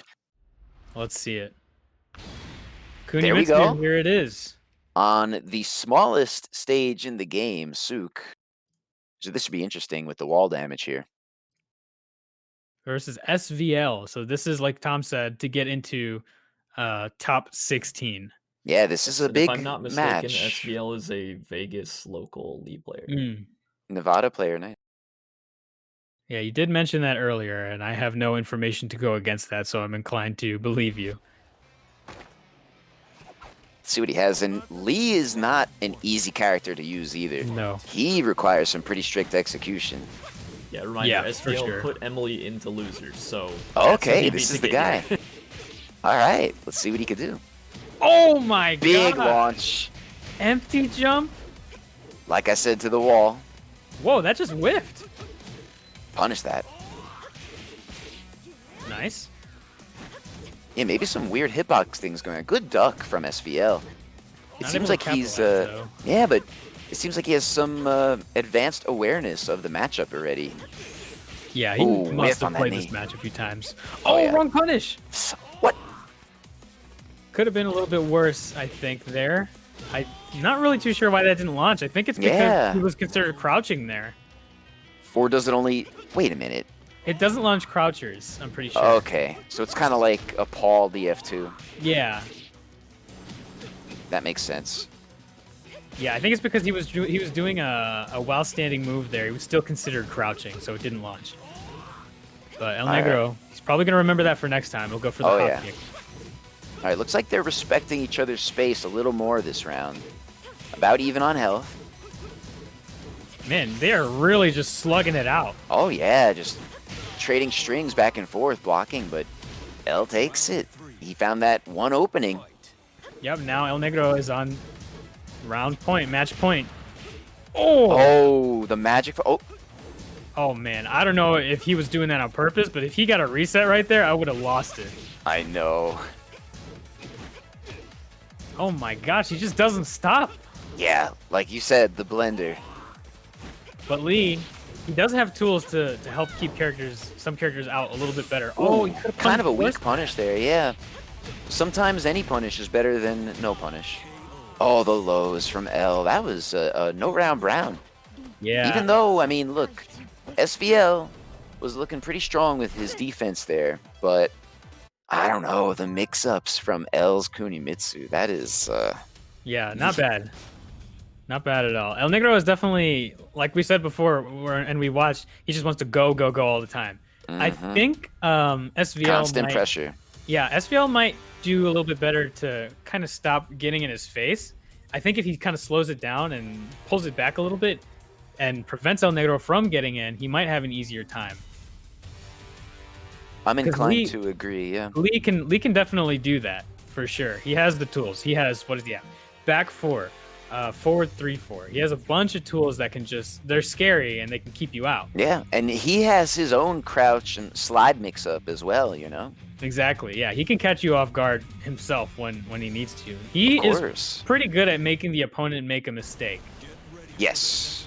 Very good at capitalizing on the opponent's mistakes. And that's an important aspect of Tekken in itself. I mean, we were talking about what makes the best players the best players. They're the ones who make the fewest amount of mistakes themselves, and they're the best at capitalizing off their opponent's mistakes. Yeah, exactly. And Lee is a good character for that kind of thing. I mean, he has one of the best punish games in the game, I would say. Good block punishes. Probably the best whiff punisher in the whole game with forward 3. Yeah, that could do. Oh! Alright, nice little chunk of damage there. That is again with the launch. That is one of Lee's weaknesses, I would say, is that he has, I think, lower than average damage on traditional launchers like down forward 2. Yeah. Oh, good duck. You see, I noticed that's not the first time he ducked that exact string at the right time. He's familiar. Yeah. Hopefully next time he might be able to make something happen. Lee definitely can.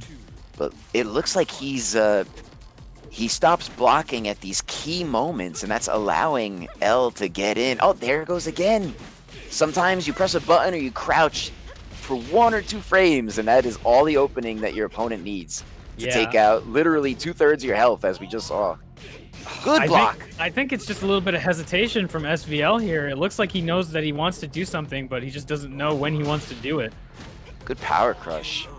Man, L is looks like he's playing a couple steps ahead.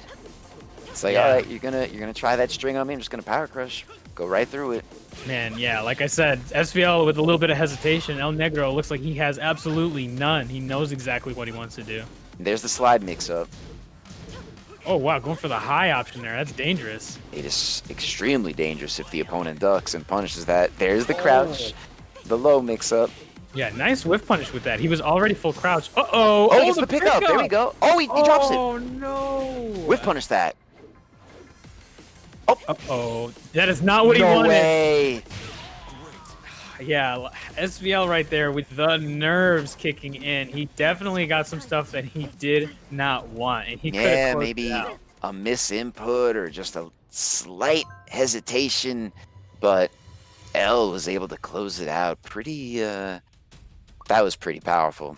Yeah, nicely done El there. Negro is our first top 16 player of the day. Nice. He earned it, man. He's going through these other very strong players, and he's making it look, not easy, but he's making it look fun. He's looking strong, to say the least. Yeah. Look, I very knew good. he's a strong player, but yes, did not necessarily expect such a strong showing here today, especially on the Kunimitsu. Yeah, exactly. I mean, like I said, I thought we were going to see Master Raven. I've never seen him play anyone else except Master Raven, so this is cool. Yeah, he's just going in with the Kunimitsu. I mean, like, in. He's not letting people breathe with Kunimitsu. And it's working, that play style, like you said. And I know I'm a broken record, but it really is the blender. If you can do that psychological damage, that mental damage to your opponent, keeping them guessing the entire time, you know, persistence wears down resistance, as they say. Yeah, exactly. Up next, looks like we got King of Crabs, who I can't remember who King of Crabs was playing earlier. Elisa. Elisa, that's right. It was Elisa. That was the versus first match. Asuka. Yeah. Yeah. Yeah, and then we were talking about Elisa's insane movement in this game. Oh yeah.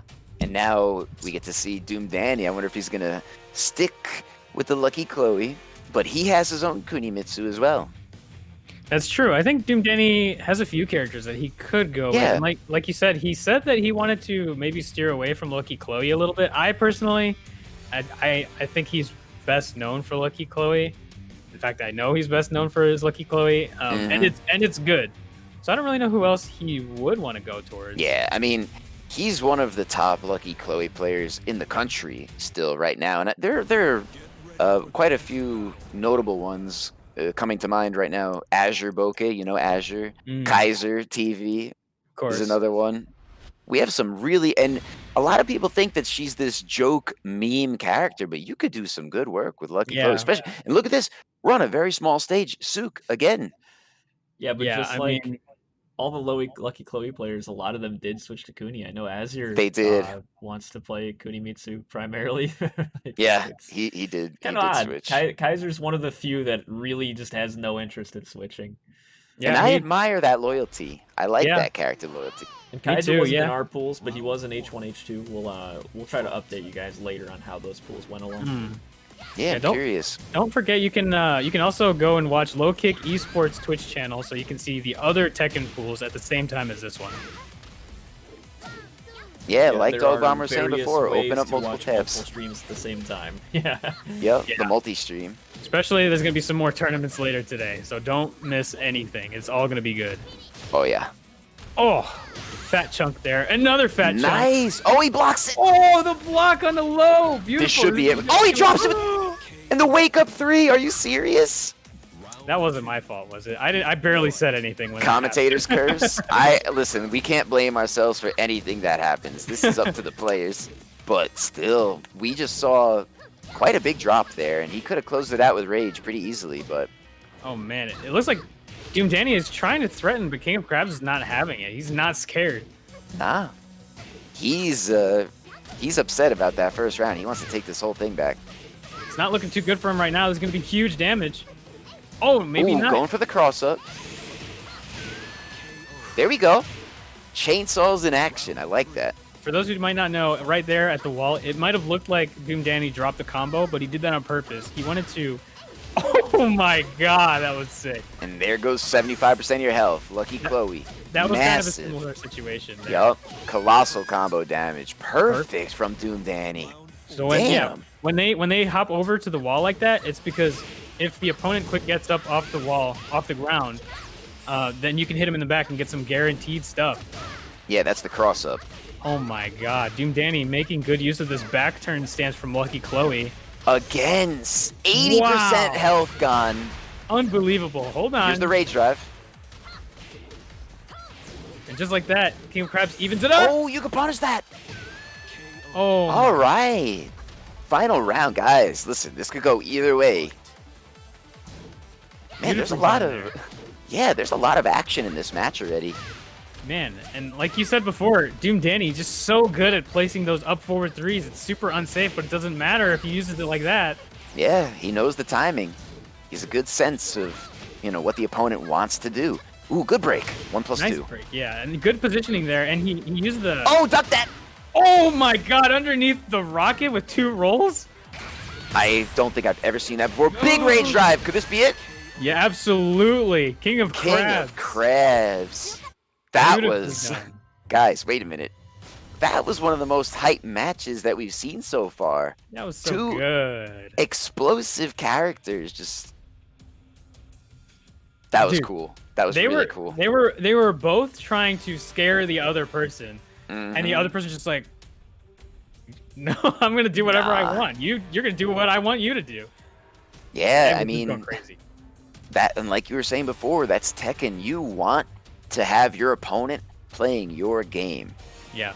And you want to get inside their head, and neither of them want to let the other in. This is Tekken, guys. This Yeah, that's kind of the essence of Tekken.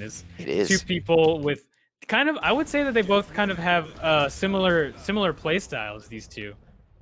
Yeah, they were. Characters. And as we saw, guys, Lucky Chloe, capable of such colossal combo damage, and it looks like Doom Danny has intentionally chosen the Duomo, where we may see a balcony break, leading to even more combo damage. Yeah, this will definitely be interesting. I wonder what kind of carry Lucky Chloe can do after the balcony break. That's because that's always what I'm thinking, right? Like whenever I see somebody pick a balcony break, I'm like, okay, how do they carry to the other side after the break? Yeah, I mean, it could. Oh my god, big, almost 50%. There it is. There it is.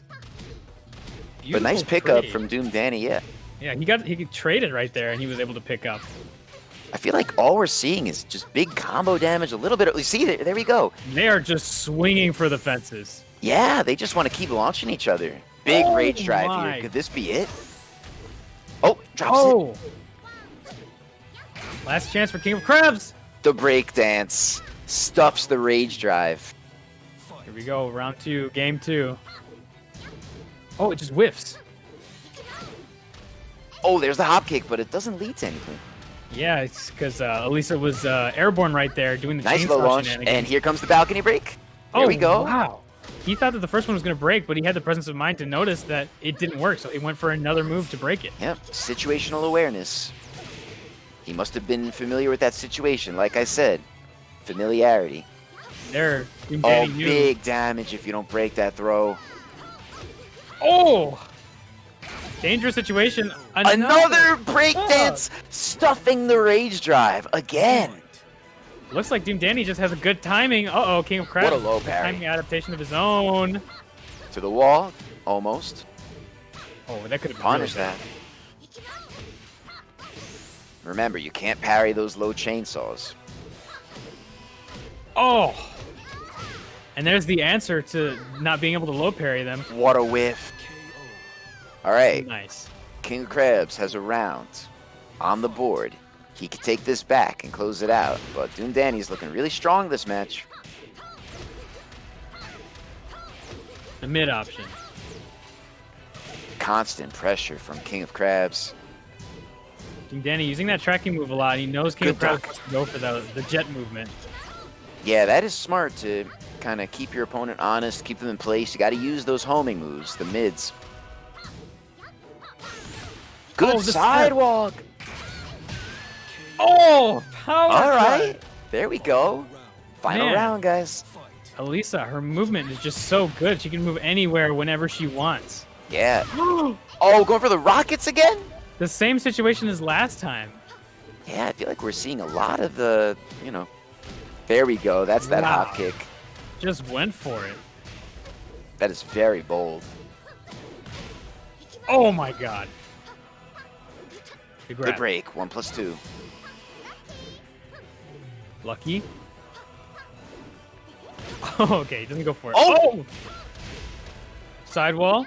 About even on health. This could go either way, guys. Good sidewalk. That should be it with the wall. Absolutely. Doom Danny's not going to drop that. Well done. Hey, he takes it back, and they're even, guys. 1-1. But beautifully done. The ball is in King of Crabs' court. He could pick any stage he wants, or he could go for a character change. Does he, who else does he play? Do we know? Big brawler Kazuya, let's go. Hey, man. I don't believe I've ever seen him play anything other than Elisa in bracket. Yeah. Okay. Take that what you will. I mean, it doesn't mean a ton. I've only seen him in a handful of events, but I've only seen the Elisa. Well, I'm hoping he sticks with the Elisa. I would like to see a stage change instead if he wants it. I mean, it doesn't seem like his Elisa was doing anything bad. It was just really a matter of who gets the hit first. And it really is like who is going to get the hit first. They're just swinging the whole time. Yeah, we were seeing just combo after combo, so many launchers. And that final round, you don't want, like I said before, you don't want to be in between your opponent and the wall. They were trying to reposition each other, but Doom Danny was able to use it to his advantage. And I had a feeling that we were going to see a shift to an Infinite stage here, and here we go. Infinite Azure #2, the nighttime version. Yeah, good call. I think Chloe's damage is probably better on the walls, but I think Elisa maybe a little bit scarier because her movement is better. She can put you right back on the wall whenever she feels like it. Good tracking moves. Oh, yeah. That wall splat, you know? Doom Danny already below half health. Punish that. There's the hop kick. God, hop kick out of nowhere. Doom Danny's, yeah, he's really bold with his launching. And like I said before, guys, that is not a safe hop kick. You can get seriously punished for that. Nice throw there. For those of you that don't know, if you throw somebody that's this is gonna kill. Will it? It might not. Wait, what just happened? Maybe maybe he should have continued the combo but went for the rage art at the end. Yeah, maybe. Anyway, like I was saying, yeah, for those that don't know, if you try to grab somebody that's doing their power crush, which is the armored move, it becomes an unbreakable throw. You cannot break. Guaranteed. Right there. The timing has to be, pretty precise. The first few frames of the power crush, you could still escape the throw, but after that, good low launch. There are some weird anomalies. There's a lot of times where you see the power crush lines come out and they still escape the throw. Yeah. Oh, no punish on that low. Yeah, interesting. Oh, if he picked that up, I was. Oh, the rage art! It's gonna hit. That's got to be it. What a clutch rage art! Look at the HP. Man, yeah, that one's pretty good. It stays active for a long time. There's a lot of times when you want to duck it, which you can because it's a high, but then you stand up too fast because you think it's over. But I can't believe what we just saw with the season 4, 5 HP Herotic. Yeah, he comes almost in died clutch. From that. Yeah. Last season he would have been dead. Oh yeah.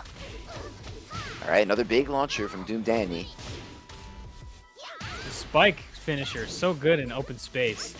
Ooh, ducks the grab attempt.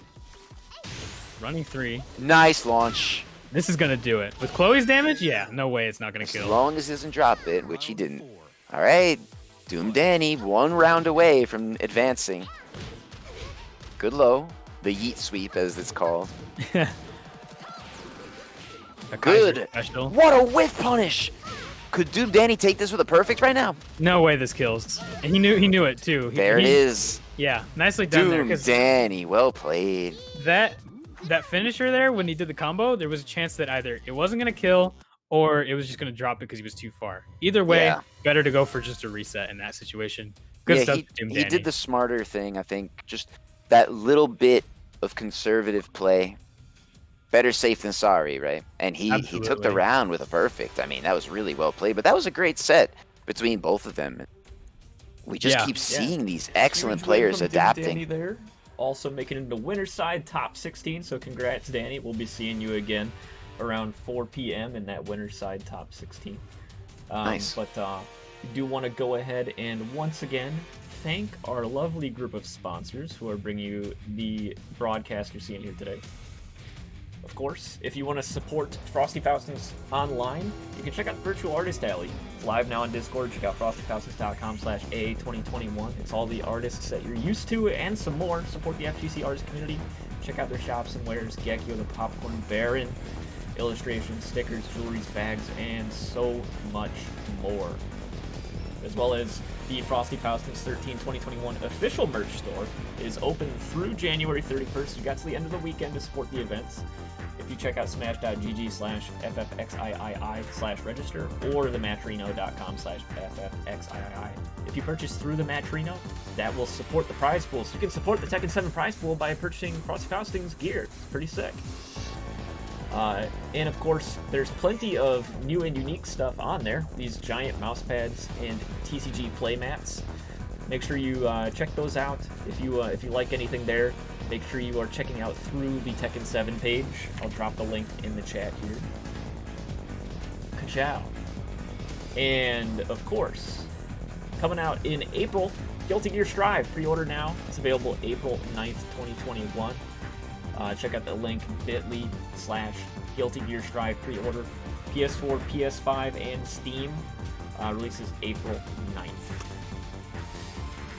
And and of course, as well from ArcSys, Grand Blue Fantasy Versus.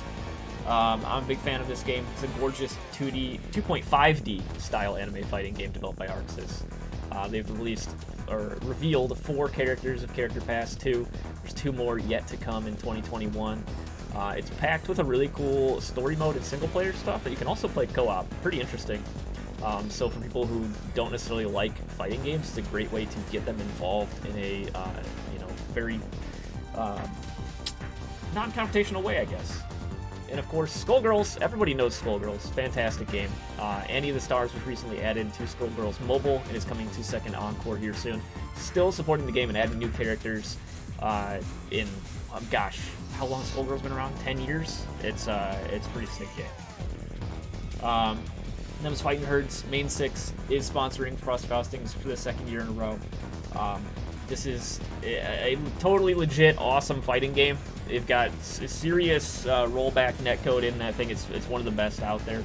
And the mechanics of this game are fantastic. And if you want to support them, they also have some merch on their own store. Check them out. And Uniclear. It was the most recent update to Uni. You can get a physical copy on PS4. You can get it on Nintendo Switch as well.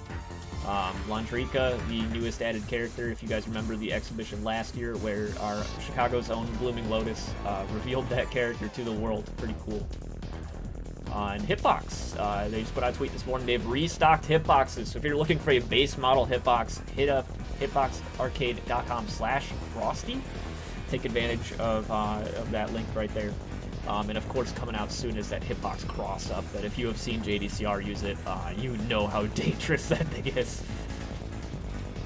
As well as Serlin Games Fantasy Strike. Another, talking about all these games with great rollback netcode. Fantasy Strike has a free version of the game with a bunch of these characters playable from the jump. You don't have to grind or anything to unlock them. There's additional pay for game modes. It has great spectating modes, and actually this is an interesting fact. It is the only game at Frosty's 13 that is international thanks to the netcode. So, and finally, Metafy. If you are looking to up your Tekken 7 game, check out metafy.gg. You'll recognize many of our top players from around the world on metafy.gg. The coolest thing about this is the money you pay to be coached goes directly to the coaches. Metafy does not take a cut of the coach's revenue, so you can be sure that your money is going to a great place. Well, all right, we have 2 more matches to make it into winners top 16, and then we will jump back down into losers side of the bracket. Cool. Man, so we are Frosty going to Faustings. grab. Let's see, Pool H4. I forgot who I'm inviting. I'm really good at this. Oh yes, this is a good one. I mean, they're all good ones. Let's be honest. Of course, but, they've been really yeah. good ones. Coming up now, Linux and Joe Crush. This Thank is you everybody a who's yeah. tapping in right now. I see some new folks in the chat. Witwiki, Jay, Bearded Kaiju. Thank you all for popping in here. We're gonna have about another hour more of action for you, and then at 4 p.m. Central, we will begin top 16, which I will be. We'll throw you guys over to Low Kick's channel for that. I will be doing top 16 down to top 8 commentary with, I think I can say it now since we're so close to it, the one and only Arya Blasted Salami. So I am super thrilled to be doing that. So we'll make sure we send you guys over there so you can catch all the top 16, top 8 action this evening. Of course. Don't forget about everything else that's happening at Frosty's. With the help of our sponsors, thank you so much. Dude, Arc System is killing it with Guilty Gear Strive, Grand Blue Versus, all that other stuff. Autumn Games, of course, with Skullgirls. That stuff is all going to be so sick now and in the future. And there's a lot of stuff to show for here at Frosty Faustings. So make sure you check out everything you can. It's all good, that's for sure. It's worth you it. say now and in the future, that's really cool because you look at games like Skullgirls. Like that game is still being supported this long into its lifespan because there are. And you said 10 years, literally. Skullgirls has been around for about 10 years, and it's still. I mean, nothing has really happened with the core game itself in a little while, but to add a new character for any game. 10 years after it's been out. 2012. It came out April 10th, 2012. So Yeah. 9 years basically. But Wow. this is the first DLC character in 5. Yeah, I mean, I know Skullgirls Mobile has been doing pretty good, so it only makes sense, right? To be like, well, Skullgirls is alive and well. Even without the mobile game, there's still diehard dedicated Skullgirls fans, you know, and they're giving them something new, which I Yeah. love. If there's the demand, keep up the supply. And that's like you're saying, you could feel the effort that everyone's putting into this entire Frosty Faustings. You could feel the passion behind not only the players, but the people behind the scenes, putting all this together, all the sponsors, everything's coming together. This is a celebration of the fighting game community. Exactly, and you use the perfect word there, passion. This tournament is not only here to put on a good show, but it's here because people like Elvin Shadow want to hang out with you and me and just everybody else. Just have a big party that's dedicated to fighting games. Yeah, we may not be able to be together in person, but we could be together on here. And look at this, guys. What I was saying before, the original Crush is also a Geese player, not just Jack. Yeah, just as dangerous with his Geese as he is Jack. And he takes the first round pretty convincingly, again with relentless pressure.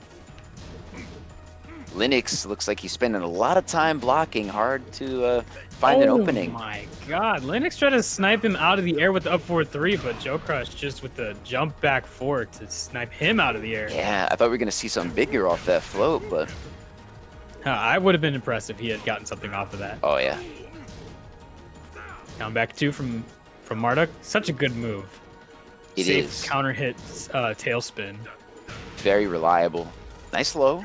Well, another one of those will get to the wall. What did I say before, guys? You don't want to be in between the wall and Marduk, but positions reversed. Joe Crush in rage gets out of the tackle. That was very... my... That was almost really bad for Linux. Oh, yeah. 10 This is seconds. East, so he could have Last killed opportunity. Good. Stand up. There's no time, though. Down 2? There it is. No way. Oh, my With God. Was that a 1 HP difference? It Chip looked like fireball. I can't believe that. And the counter hit launch. Mr. Crush is on fire. And if you notice, guys, this stage changes from walled to infinite when someone is on match point. Yeah, the only stage in the game that does that right now. Yes. Uh-oh. Oh, no, Wow. Linux. He just ran right into the Rapukin, and for the second time on stream, Linux went 0-3. Unfortunate. That was pretty convincing from Joe wanna remind Crush you. right there.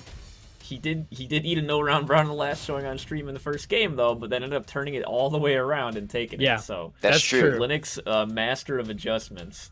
Yeah, he's an adapter.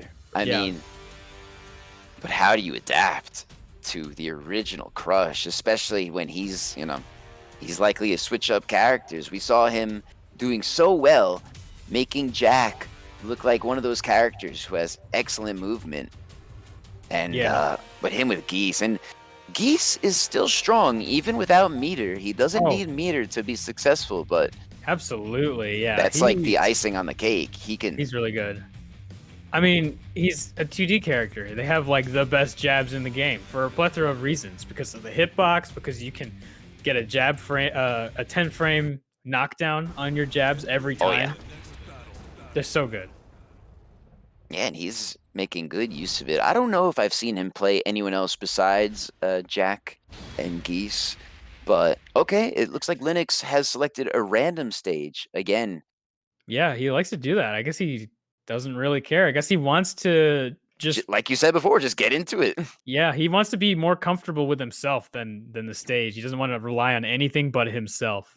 Yeah, that's confidence. I want to see if it'll carry him through this match. And like we said before, he came back after another no-round brown before, so never count him out. Let's see it. Oh, he goes with the nice debonair outfit. It is. It's fancy. Oh, Nice. What a nice launching whiff Punisher. Big Flip him wall over. damage. Oh, Here this we is a go. two-break throw. Great Okazeme situation. There we go. Off to a very, very nice start, Linux. Down jab to start the round. Oh, nice Good duck duck and Linux. punish. Yeah, see, who guys, does that's that? awareness.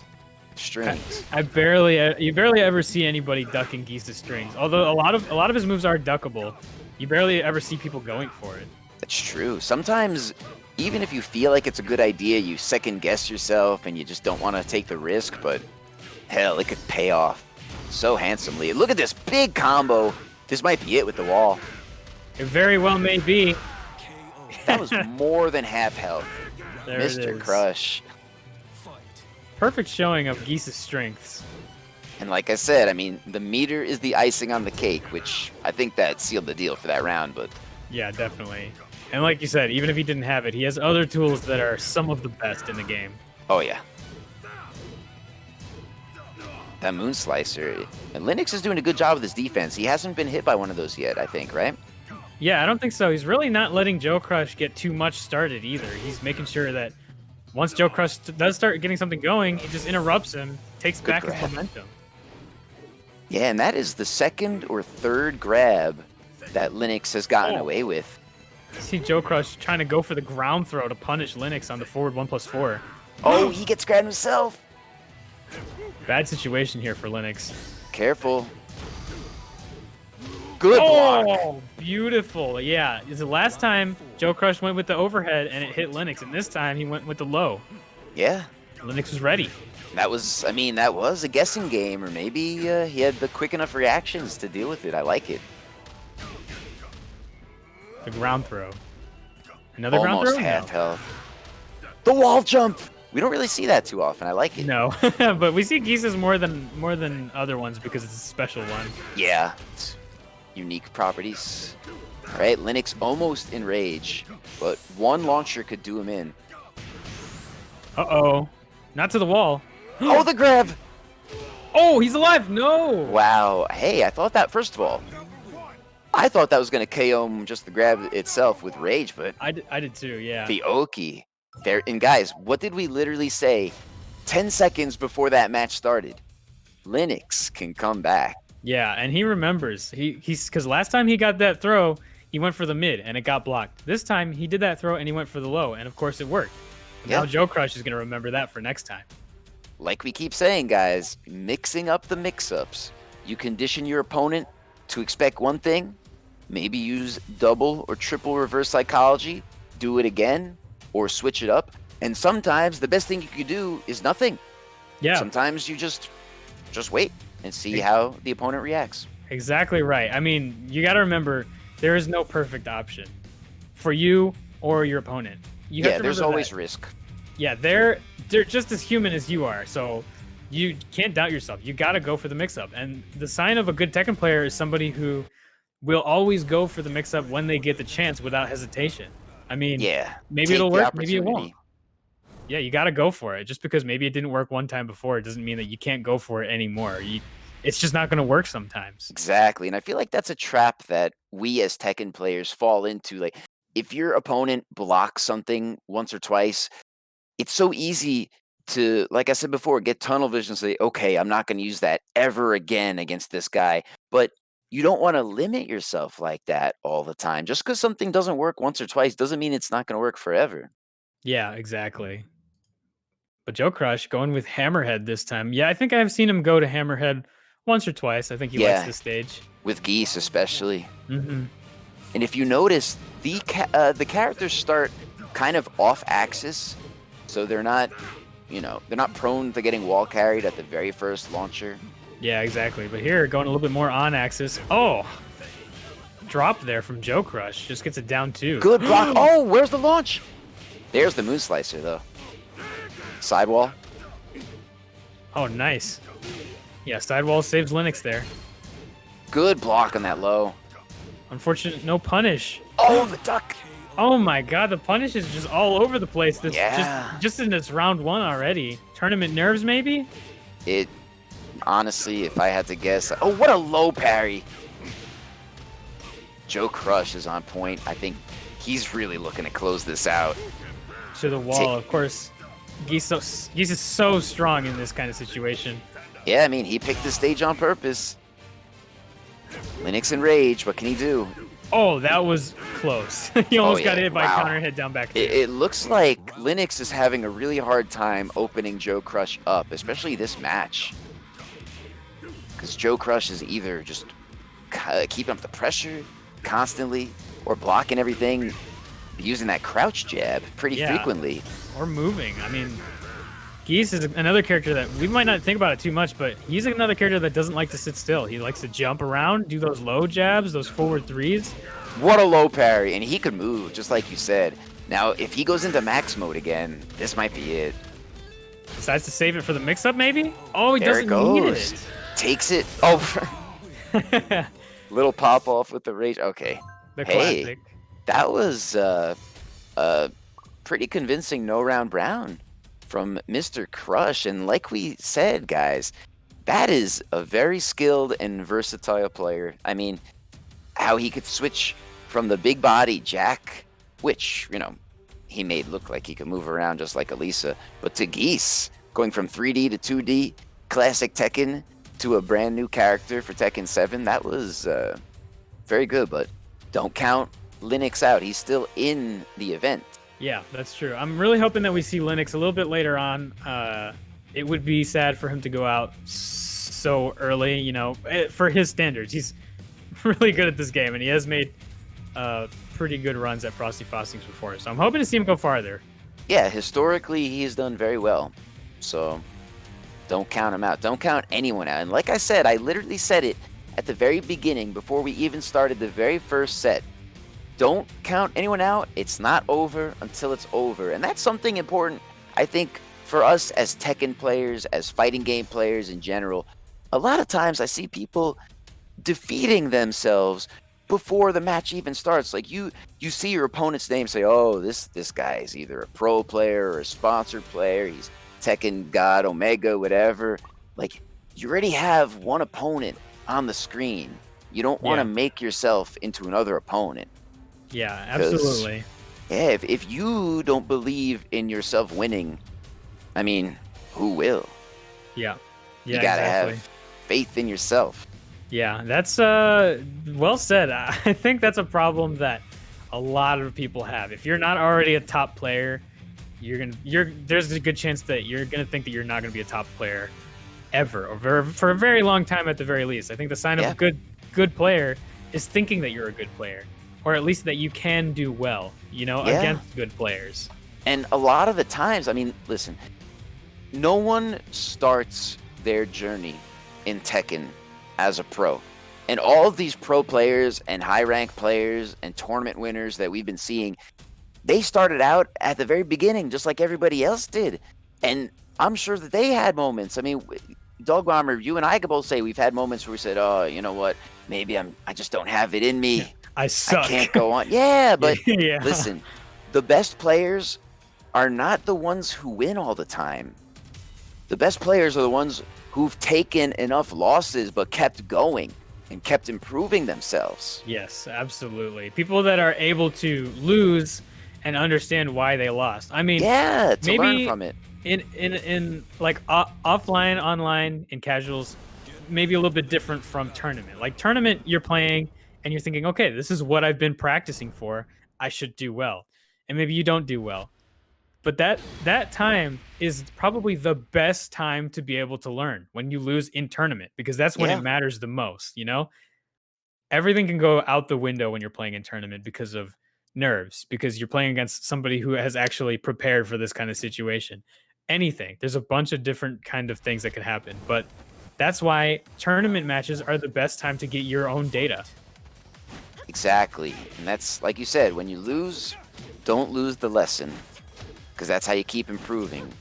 You learn more from your losses.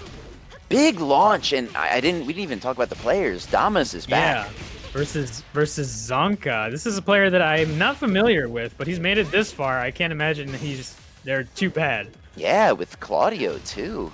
We don't really see too many Claudios. I think the most notable Claudio in the country right now is Shadow. Yeah, you could say that, but Shadow is hardly even playing Claudio these days. I mean, a lot of people think Claudio has not really, you know, gotten a lot of love in the past few big updates and that he's a pretty weak character, but we have seen people perform exceptionally well with him. It's about the player, not the character. It's true, and Claudio's a very reliable character if you think about it, and I think we could agree he has the best hop kick in the game. Yeah, I think I'm also inclined to agree with you on that. Good low. I mean, it's like Lucky Chloe's hop kick, except it's only minus 13. Right, it's safer. Oh, what a slide. Damas taking 2 rounds. I want to see, how do you pronounce the name? Zonka. I want to see what he could do to come back here. Oh, wow. I guess that doesn't work on natural hit. Yeah, I thought that we were going to see something bigger resulting from that. Oh, that's the Yoshimitsu move. Twice in a row. That's bold from Damas. Wow. Damas maybe taking advantage of Zonka's low experience against Kunimitsu. Like you said before, earlier today, she's a new character. She just came out not too long ago. Yeah, the most recent addition to the roster. And look, no one is going to know every single thing about the character, how to play in the matchup. It's just, you know. And she's a tricky character to deal with in the first place. Even if she was included in the game at launch, she has a lot of unconventional tricks, kind of like Yoshimitsu, too. Yeah, oh yeah, definitely. She's one of those characters that if you don't have a ton of experience against her, even if you do, it's hard to deal with her just going in and in and in all the time, you know? She never stops moving. Relentless aggression, as we saw before from several players. Yeah. I mean, the Kunimitsu blender, like you said, it's just, if you could keep applying that pressure confidently, constantly against your opponent, limiting their options, you're putting yourself into a very good position, especially online. Yeah, that's another factor that you have to take in, is that this is online gameplay. Of course, the nature of online tournaments is that there's might be a little bit of lag. Dealing with Kunimitsu in that is going to be rough a lot of the time. Oh, yeah. So she's a good pick for this kind of scenario. I agree. Big time. And now that he won that first match, so he's locked into the character, and it looks like Zonka has randomly selected the Kunimitsu stage, Vermilion Gates, which I personally believe is probably the best looking stage. Giving Damas the power up. Yeah, Damas is gonna get the Naruto power up. Yeah, on this I want to stage see the special intro animation too. She has a unique animation at the beginning, playing that little flute. Play out. Yeah, I want to see it. Yeah, this. Oh, okay. Oh man. We saw it for a split second. That's good enough. I have to agree with you, though. This is one of the best stages in the game, I think. I mean, look at it. It looks like a Samurai Showdown stage almost. What a duck and punish. The awareness from Damas. I mean, against Claudio, you always have to expect that the high punch. Yeah. But still, that was... God, starting off fast with a perfect in round 1. That was, what, 12 seconds? Something like that. Like we said, constant pressure, big power crush, and that wall splats. Yeah, Kunimitsu is one of those characters where you do have kind of a lot of chances to guess, but you have all those chances you could guess wrong, and if you do, you're dead. Always risk. Nice. Back to armored move. That is a tracking move. Guys. Tracking mid. Damas is 1 round away from sealing the deal here. I mean, like, big launch. What a whiff punish. Don't think this will carry all the way to the wall. Oh, we got it. And he gets the follow-up. Wow. So much damage. He's really using he's using the power crush really well with Kunimitsu. I like that. Yeah, Kunimitsu's power crush. Oh, the balcony break. Very good. Oh, this could be it. Dead. And the wall. Very convincing from Damas with Kunimitsu. Well played. I mean, that's it. Like I said before, you have a lot of chances to guess, but if you guess wrong every time, which there's a very high probability that's going to happen, you just die. Yeah. Trapped in the blender. Yeah, but that was very strong. So that means Damas is now in top 16, yeah? Top 16. Top 16, so congrats to Damas. That, nice. That locks up pools H3 and H4 winner's side results. So that was Damas, Joe Crush, Doom Danny, and El Negro that made it into winner side top 16 from our pools. or we're also bringing you the last 4 matches. We have the losers finals of these pools to see who's going to make it through to top 16 losers side. So that means first up, we are bringing back up King of Crabs and Emily. Oh, I'm glad that we get to see Emily on stream. Yeah, me too. I was really hoping that we would be able to. I had faith in Emily that she would go far, and I think she still will. I mean, she did go far already. I mean, yeah, right. Yeah. You're right. Yeah, it is pretty far.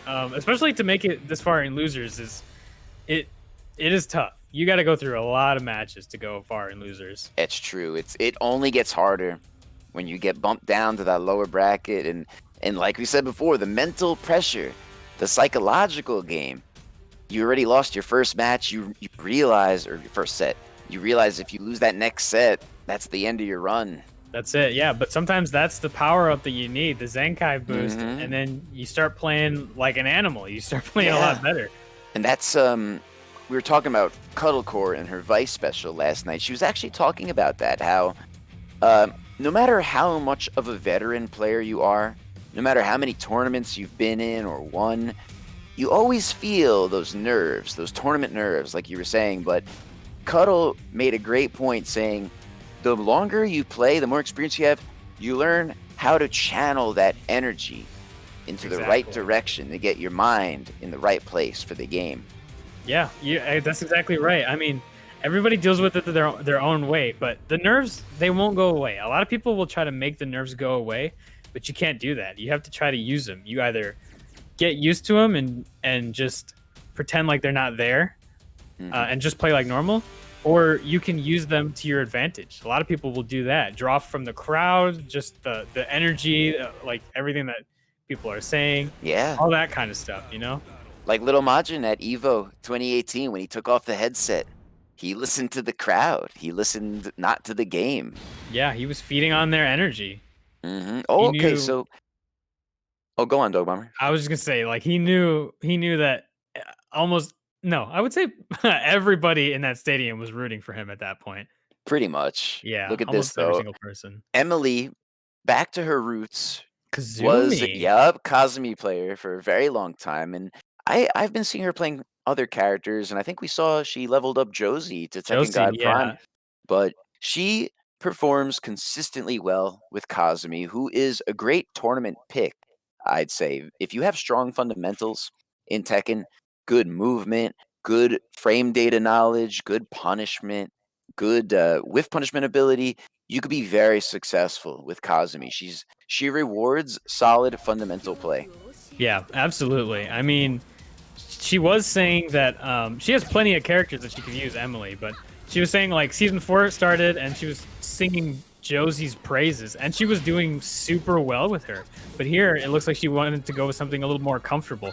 If it doesn't work, she has all those other characters, like Josie, that she could go to. Yeah, and like you said, like let's not that we think that she will or will not, but if she happens to lose this match, she could always switch. Exactly. But remember, if you win the match, you're locked into the character. Oh, went for a power crush there. Mid, another mid. Chainsaw pressure at the wall. What a side. Oh my god, if you're watching the story mode, you have to fight the hardest level Elisa? That's what it feels like, isn't it? Oh, the rage! It had to be done, but will this kill in time? It did! What? Yeah, that chainsaw is a multi-hitting move, and it hits very fast. I can't believe that. Yeah, clip that, somebody. Oh my god, what a duck! I can't believe it. Wow, challenging the slide after it hit? Okay, Emily's bringing it back. She does not... Oh. But look at King of Crab's movement. He's doing really nice sidestepping and sidewalking. And that jet to the side. Very useful for Elisa. Yeah, but nice adaptation there from Emily. Instead of swinging, she just patiently waited for her turn, and she got it. Wait for the opponent to make a mistake or give you an opening. Like I said, fundamental Tekken, and that's what Emily's known for. There we go. Finishing the down forward 1-2. Still an impressive. I want you to pay attention to that. When Emily somehow finishes down forward 1-2 at all the best times, always. I don't know how she does it. She's incredible at it. She just knows. Yeah. Yeah. It's not like it was even a hit confirm because the first one whiffed and she's like, well, I'll just do the second one. Yeah, just going for it. Throw caution to the wind sometimes, or maybe it is all calculated. She's that good though. But listen, King of Crabs took that first round. Convincingly. Yeah, Crab could take it back. Here we go. Chainsaw seems to be his... He really likes those. Oh, I thought we were going to see a whiff punish maybe. Yeah, maybe that kind of situation is a little bit weird because sometimes the move whiffs and it should be easier to punish, but it's weird because you're expecting the block, so you get thrown off. Yeah, and like we were saying, that's why you need that situational awareness. Solo health. King still has rage, but gets stuffed. Emily. Very, told very you. convincing. Yeah, but wow. Yeah, that was pretty convincing to say the least. I just pointed it out in chat. I mean, one of the coolest things that happened in the last few months was Ulsan on Twitter recognizing how good Emily's Cosme is. Ulsan, the best Cosme player in the world, hands down, recognized how good Emily is. Like, yeah, cannot understate how good her Cosme is. That's a big deal. That's impressive. That's really cool. That's gotta be. It's just a cool feeling when you have a very, very high level player of your character acknowledging you, saying, "Listen, you have what it takes. You're doing some good work." That's really, a cool feeling. That is really, really cool to have a top player come forward and be like, you're good. But that's also kind of like the essence of the fighting game community. And that's why I love it, is that people that are up here can just as well have fun and communicate with people that are down here or anywhere in between. Yeah, you don't know when they're stream monitoring a random ShyTech bracket that, Ulsan or Chanel or somebody is watching because they know they want to watch somebody like Emily, so they tune in. You don't know, but that's you're the fighting game community. And like you said, so many of those high-level players and ultra-experienced players, they're very interested and they're very glad to bring other players up, the up-and-comers. They want that. They want the community to keep growing. They want to see other players succeeding and getting better and better. They just don't stop improving. They believe in it. Absolutely. That's why I love the fighting game community, because everyone can just come together, like especially at offline events, and just like meld and just be like I'm just sitting there at a station and then a top player comes in like, hey, do you want to play? Yes, I would love to play. Of course. You, me, the best Tekken player. What an opportunity, right? I mean, why decline? Ooh, good grab. The 1+2 command throw. Balcony break. It's so to the wall good. Again. It's going to do a lot. One more chance. Wow. Stature kick to close it out. Yeah, that so much damage. That especially at the balcony. So good. Yeah, it'll break balconies. It'll wall splat. It's so good. Nice duck and punish from King of Crabs here. Nice, taking what she can get. Good sidestep. The movement from King of Crabs, very impressive. Unfortunate drop there. Gets hit by the There it is again. Chainsaw death, of course, from King of Crabs' specialty. For real. Did you notice, though, he had two extremely clutch and solid side steps to the right there. That pretty much won him the round. Yeah, the movement from Elisa is so good, but it's not only the character, it's the player as well. Oh, yeah. Gotta know how to use your tools. Checking the ankles, punish that. No. The first down forward 1-2 that we've seen get punished. That has gotten blocked, I think. There's a first time for everything. Oh, nice. Very low health. Emily doesn't take the bait there on the high. Very smart, very patient. Oh, big hop kick attempt. Oh, that's like... Okay. Hey, King of Crabs. He can take this match. Yeah, he's coming back pretty good. Yeah, his movement and his poking have been doing wonders for him. I mean, look at the movement. You see? Slide to the side like it's nothing. He doesn't even think twice.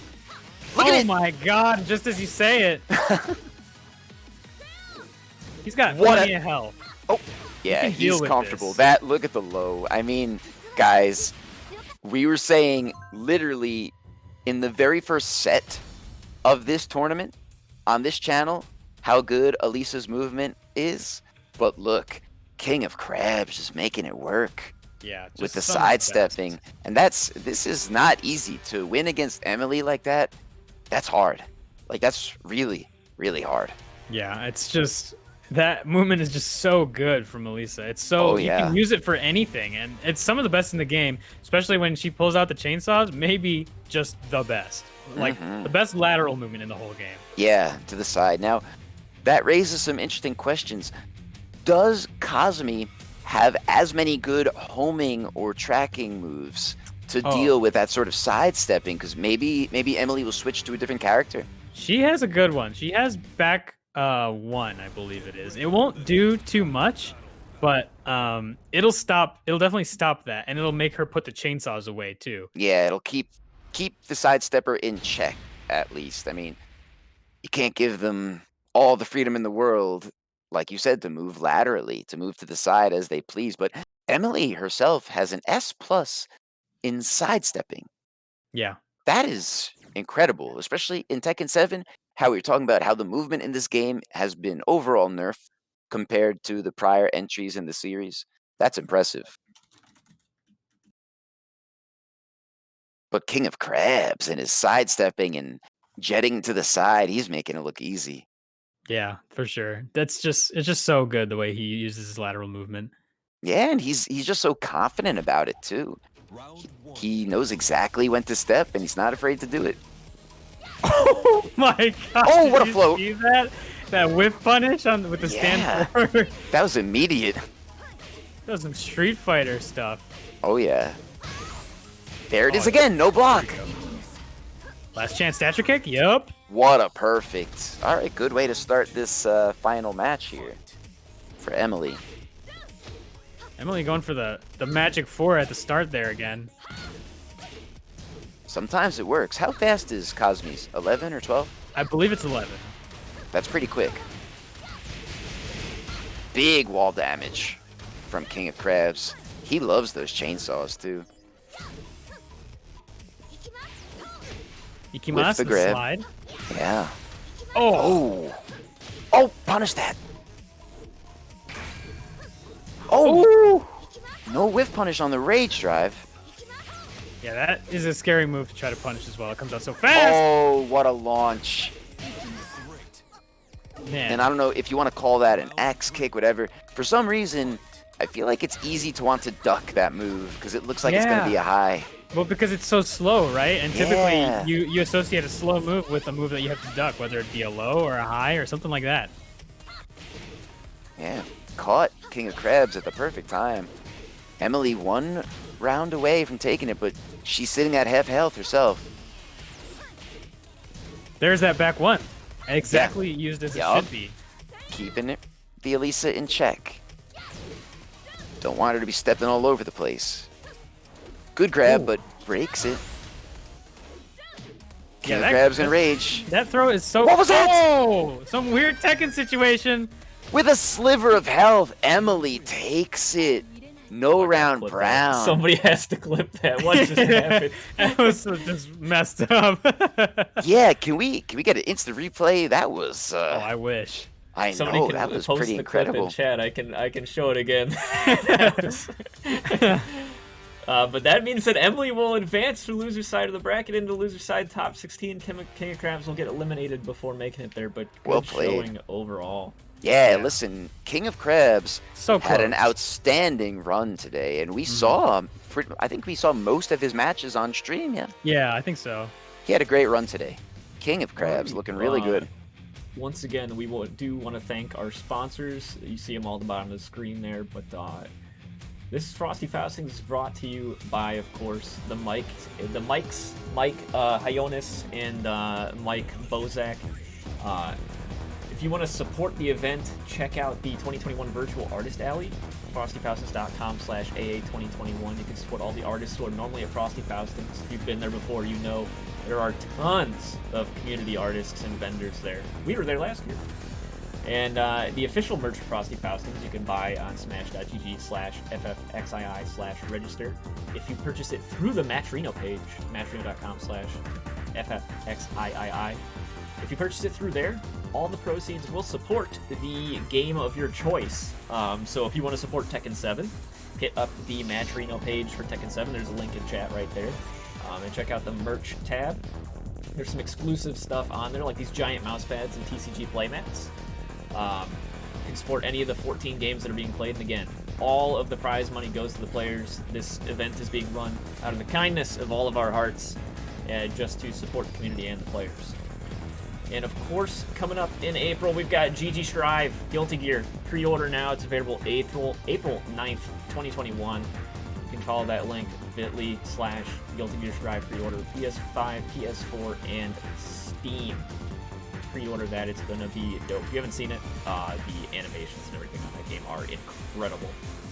And speaking of incredible, Grand Blue Fantasy Versus, also a gorgeous 2.5D style anime fighting game. The first 4 characters of Season Pass number 2 have been revealed. 2 characters left to go. This is a very accessible game. There are plenty of game modes that don't require you to actually play against another player. There is a story RPG-like game mode that is very cool. It can also be co-opted, so there are multiple ways to play this game and learn it without having to actually play other people. Skullgirls, getting another DLC character for the first time in over 5 years, and as we mentioned before, this game has been around for 9. Still being supported. Annie of the Stars is available in Skullgirls Mobile now, coming soon to Second Encore. Highest quality rollback and amazing anime tag fighter style mechanics. Check that out. And the great mechanics. Them's Fighting Herd, also fantastic rollback. Don't be surprised, don't be fooled by the cutesy horses. Main 6, the devs at Them's Fighting Herds, they create a fantastic game here. And their first DLC character, Shanty the Goat, is coming soon, along with a stage that actually just got revealed yesterday on stream for Frosty Faustings. So check that out. Currently 40% off the Humble Bundle all weekend. And uniquely, you can get a physical copy on PS4, Switch. You can get it on Steam as well. Lundrika is the newest added character, who was added with the CLR update of Uni. This is also a fantastic game. A little bit different than other fighting games. I highly recommend checking it out. It goes on sale pretty regularly. If you want to buy the older versions as well, the mechanics are all the same. You just don't get the new stuff. And Hitbox. They just restocked. Hit up hitbox.arcade.com/Frosty. It works on PS4, PS5, PS3, Nintendo Switch, PC, all the good stuff. You get that universal PCB. I use one. I love it. I'm a huge stan of the Hitbox. Check them out. And Serlin Games Fantasy Strike. All characters playable from the jump. This is a free-to-play game. Steam, Nintendo Switch, PS4. There's no grind or anything. It's got world-class rollback netcode. It is so good that it's the only game at Frosty's that is international for the brackets. Crazy. And finally, Metafy is a new esports coaching platform.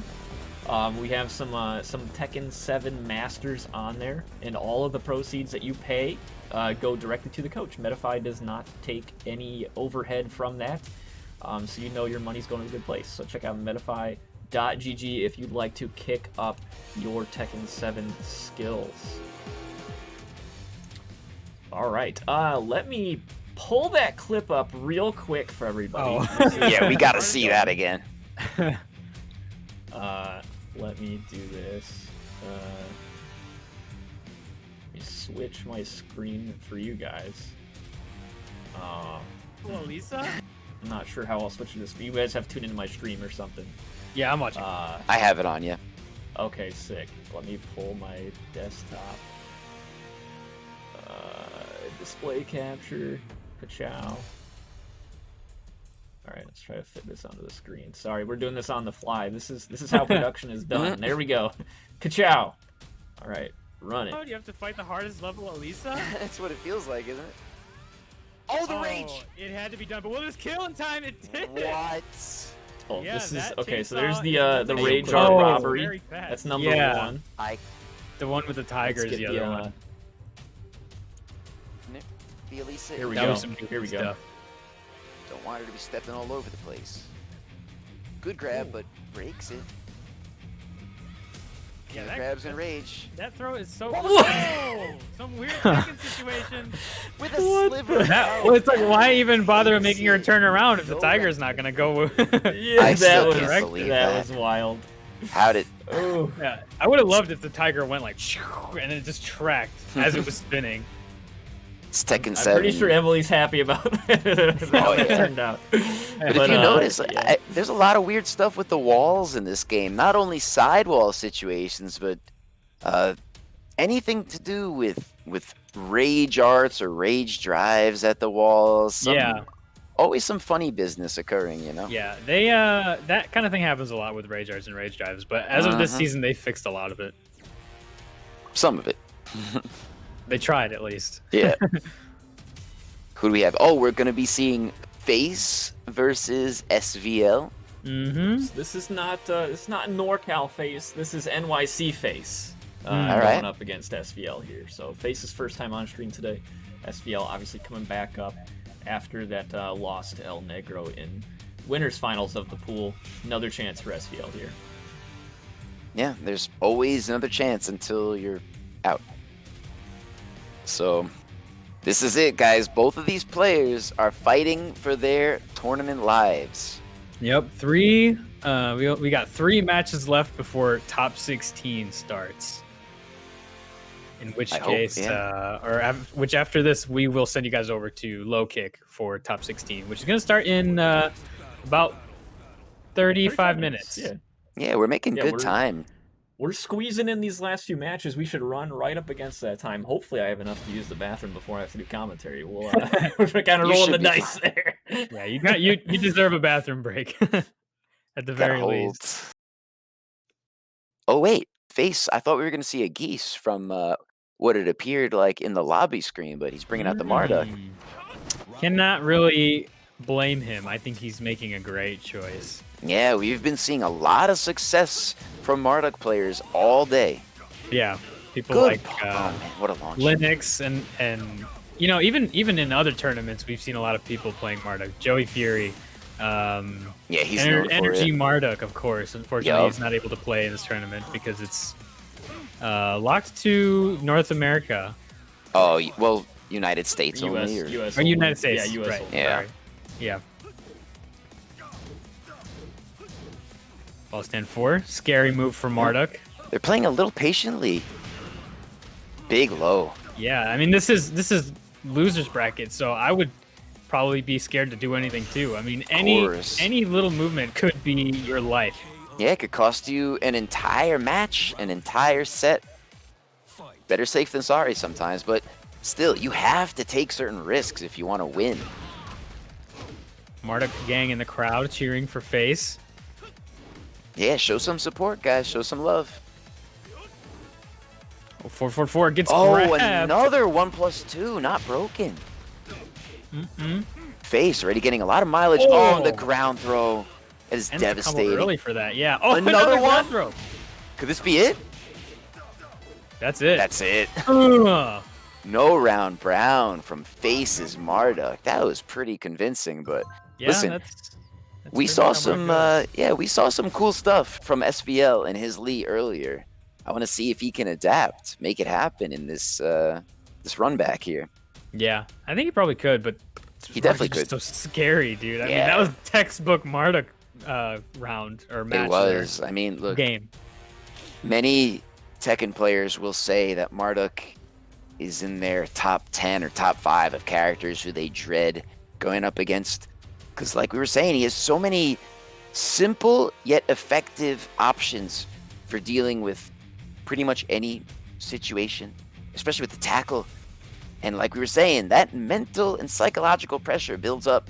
Persistence wears down resistance.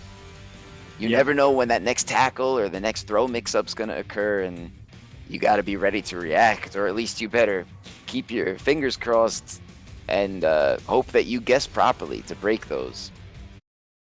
Yeah, definitely. I mean, I'm not going to say, like, you know, Marduk is too good or anything, but we see Marduk players winning more than we see them losing pretty much all of the time. He's quite a good character, like you said, in a lot of people's top 10, maybe even top 5. Yeah, I mean, and like I said, the online factor is a big deal. It makes certain things harder to deal with, harder to react to. Exactly, yeah. I mean, I feel like we didn't really see all that much Marduk gameplay offline. And then once online started, a lot of people started kind of catching on to how good Marduk was, and now he's all over the place. Yeah, he's reliable. And Season 4 treated him pretty well. The forward 2 changes not to be understated how good getting that 12 frame while stand punish is. Yeah. That is a big deal. Oh, punish that. Okay. Oh, nice. Yeah. Not bad. Yeah, SVL is putting up a fight. I like it. Oh. Oh. That tackle is such a pain to deal with, too. Yeah, took a fat beating on the ground. About even on health. And this is the stage that transforms to infinite, yeah? Yeah. I always get the other one, fire stage, confused. They look very similar. Yeah, that one is a little bit more... Oh, you got a guess. Nice. Good guess. Oh, but he guessed wrong on the follow-up. I mean, technically, it is possible to train yourself to react to the animation from the Marduk tackles, but it's not easy. Yeah, that's true. And also, he can fake you out by pressing one button and then pressing the other one to make his fist go up with this one and then come down with this one. It's very deceptive. But I believe he can't do that with the 1+2 option. So if you are able to react to that, then you should be good. Yeah, I think you're right. And that's Look the at one this. that does the most damage. Right. Oh, I didn't even realize that they differed in damage. Yeah, I think the 1 and 2 one do the same, and the 1+2 one does the most. I think most situations that have that kind of mix-up, that's the case. Yeah, it's like Kingsbridge. 1+2 does the most damage. Yeah. Guess here? Oh, Okay. There we nice. go. Yeah, he didn't lose his SVL's on the composure. board. He lives with a sliver of health. That must be 3 HP. Yeah. Yeah, he didn't lose his composure there, which is really good for him. Yeah. Listen, he's playing pretty patiently, actually. He's, you know, like we were saying before, sometimes better safe than sorry. You got to be a little conservative in these situations, but Yeah. poking him down. SVL looks like he's becoming more comfortable in the matchup, and he breaks the throw. The 1+2. There we go. There's a sign that, like you said, he's getting more comfortable. Oh, Yeah. no. Uh-oh. Unfortunate drop on the combo. That is not easy. Now he's got to Oh, guess. the low. You got to guess. Nice. Good. Oh, not again. Again? Breaks it again. He's going to stay on the ground for a little bit. Good call. Nice. Nice. Beautiful there from SVL. Sometimes all you need is that D4, the low kick to close it out. Yeah, you said it perfect. He's getting super comfortable now. You He's could keeping tell. his composure. Ooh, punish that. Half health gone though already. This is a rough round, even though there are no walls for the Yeah. Marduk to work with. But Lee has some pretty good Ooh. wall carry himself. Oh, Wow. wow. That killed. Yeah, that I didn't expect that too, but it did. Final round, guys. This is, can SVL stay in the game and bring Nice. it to a final match? There That's he a got good the start pickup for on him. that. That's good for his mental Yes. health. You feel so confident after that. And here it goes again. Big launch. Putting face into rage. Oh no, missed input maybe. I don't know, but we could have seen a big whiff punish there. Last chance here from face. Oh, punish that. Punish. No punish on that. Now it's going to be a bad situation for SVL. Guesses incorrectly. You don't want Marduk to build up that momentum with his tackling. There we go. Oh. Nice low. All right.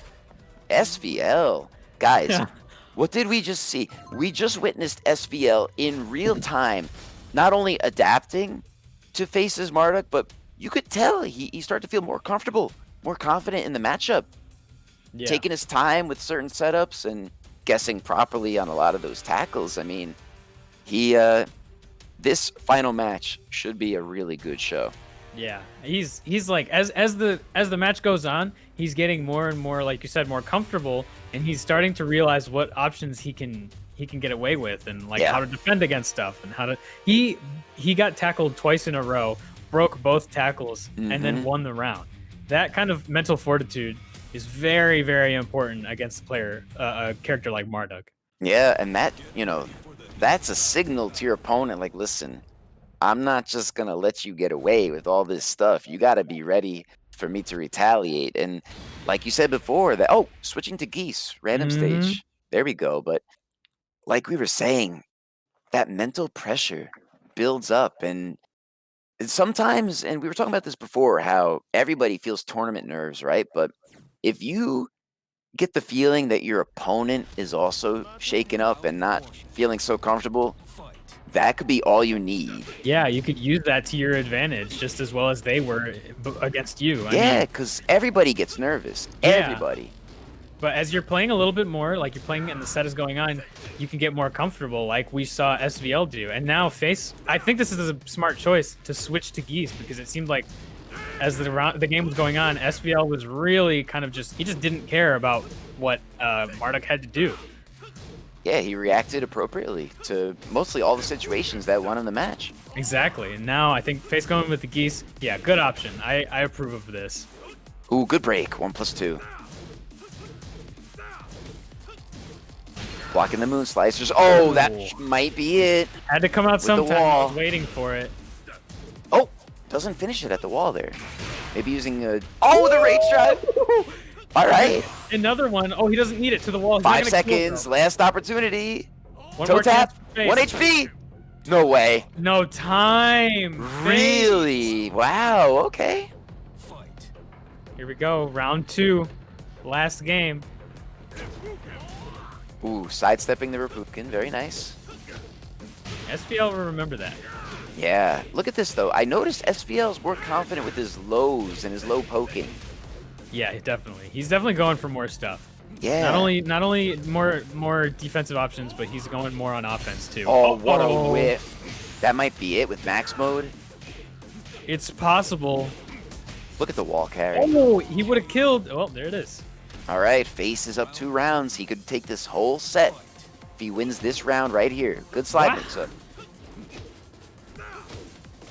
Oh, floats him. Beautiful catch on that, all the way to the wall, of course. Yeah, like I said last match, Lee has some really good wall carry. Guaranteed blazing kick on the sweep there. Yep, like you said, he knows what he could get away with. Here we go, looking good There's for the SBL. nice grab. Okay, 1+2, not broken. We're seeing a lot of throws today. Yeah, SVL kind of adapting, getting away from the Marduk stuff. He's like, okay, now I gotta adapt to Geese, no problem. Yeah, he's doing it. He's putting up one hell of a fight. Good patience too. He's playing, you know, I wouldn't say exactly respectfully, but he's playing patiently enough. Oh, no punish? Yeah, he knows what he can and can't do. Oh, that's no minus punish. 12 right there too, isn't it? But the pushback. Yeah. Oh, low parry. Yeah, it used to be minus 14, I believe. Oh, good break. That was crucial. That could have been really a really was. bad situation for Oh, SBL whiff if he didn't punish. break. It's okay. Okay. SBL can take it really slow. He's got plenty of health. Not much time for Face to make something happen. But look, okay. Oh, no break. He can't stay on the ground. Oh, no. no! Could this be it with rage? He is absolutely dead. He's gonna stop the timer with this. Yeah, this could be it, guys. Even if it doesn't kill, it's gonna be close. Yeah, it killed. Face with the Geese. Well played, but guys, that was a hell of a set. SVL Yeah. put up such a fight, and he had a damn good run today.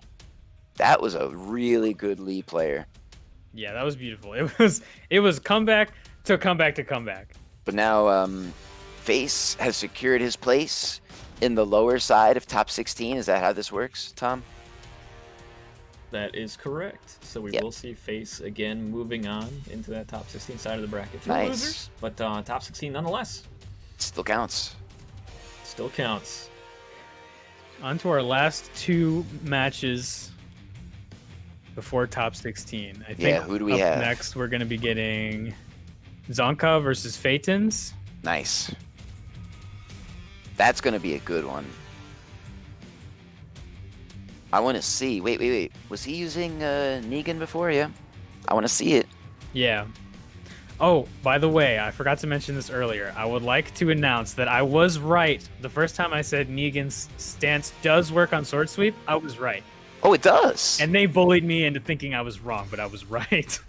No kidding. Did someone report Mason. it back to you or test it? Oh, he tested Mason- it? Yeah, he was like, okay, I just double checked it, and you were right. Negan, Wow. Negan beats the Sword Sweep. Of course All I'm right. right. I'm always right. We would like to be always right, but listen, man, we're all only human here. If And I was like you were always right, saying- I would be in the matches right now, doing very well. Yeah, it's the power of prediction. And what I was saying before, too, what makes the best Tekken players the best Tekken players, I want to expand on what I said before. Not only are they the ones who have dealt with the most situations, the most amount of times, familiarity. They make the fewest mistakes. They capitalize the most on their opponent's mistakes, and they're very good at prediction. They're very good at guessing what their opponent wants to do. It's like chess. You kind of have to think a couple moves ahead, you know? Exactly. Making the prediction, adapting when you're wrong, continuing when you're right. Yeah, the sign of a great player right there. It's smart. And I think we're about to see a lot of that in this set because both of these guys are fighting for their tournament lives, like we said. Yeah, and two characters that you don't really see all that often as well. Yeah. Well, first of all, I like Negan a lot. I think that he's a very hype character. I like his move set. I like his aesthetic. I just think he's a cool character. Ever since he launched, I thought he was cool. But Yeah. Claudio, I want to see what he could do. Yeah, for sure. I mean, I like Negan too. As a former fan of The Walking Dead, I was actually Former pretty. fan. I was actually Well, it's I won't get into that right now. But Yeah. when Negan was announced, I was like, dude, why? But that's really sick. He looks really cool. All right, and we're on a nice, small, narrow stage. Hammerhead. Oh, Big start with a launch for Phaetons already. counter hit. Take him up to the forward wall. four. That is half health gone already from Zonka. I can't believe it. Casual. What a low parry! My God, Phaetons is ready for this. More than ready. He's beyond prepared. He's glad to do this right now. And now he knows that he can take it kind of slow. Zonka's in a bad situation. With the wall, that is powerful. So much pressure from Phaetons and his Negan. But remember, Zonka made it this far. That is true, yeah. He's no slouch. Let's see what his... Oh, yeah. I mean, that was just one round. I want to see what he could do to adapt here. What was that? Whoa. I've never seen that move hit and it didn't get finished. Yeah, that was strange. Oh, pickup? That would have been insane. Oh, he finished it. Just trying to squeeze in something there, but no dice. What a grab. Just interrupted him. Wait a minute. Is that a one break? It is... No, you can't break it. It's unblockable. You can't. You have to Wow. duck it. So you have to react to it, which you definitely can do, but in a setting like this, that kind of thing is going to be really difficult. Big whiff punish, take it to the wall. Oh, blocks the low. Okay. Beautiful block and punish there. Yep. Now Zonka's getting his offense started. Zonka's still in it. Good defense right there. Good low Finish. block. Oh, Leaves himself open yeah, he for went, Lucille. he went to the stance last time, went for the grab, and looks like Zonka was ready for that, but Phaetons mixed it up with the 2, and that is Yeah. a safe mid. Very, very good move. Very powerful. Wow, Phaetons just took that with a no round brown. And that was pretty powerful. I want to see what Zonka could do to adapt back. Because like I said, he made it this far. It's not the end yet. It's never over until it's over. No, definitely not. I mean, Phaetons is looking really good, but Zonka, like you said, he made it this far. He must have some tricks up his sleeve. Oh yeah. Now do we have an idea of what maps, what stages Zonka prefers? Well, let's think. I mean, Claudio, right? So if Zonka's gonna stick with Claudio, if I'm playing Claudio, I'm just going to Claudio stage every time. You know, why Duomo, not? yeah. Yeah. Home court advantage. I like that. Yeah, I have no idea.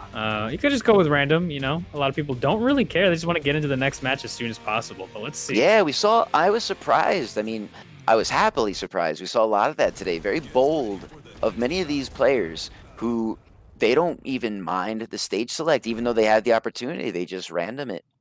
And you could tell by the question mark. Okay, but he does indeed intentionally select Dragon's Nest, taking him to the octagon. I like that. Interesting. I wonder if this is something that he likes for the character, or maybe just a stage that he likes personally. That kind of thing can help you as well. Yeah, even if you like the aesthetics of a stage, that could put you in the right state of mind to play better.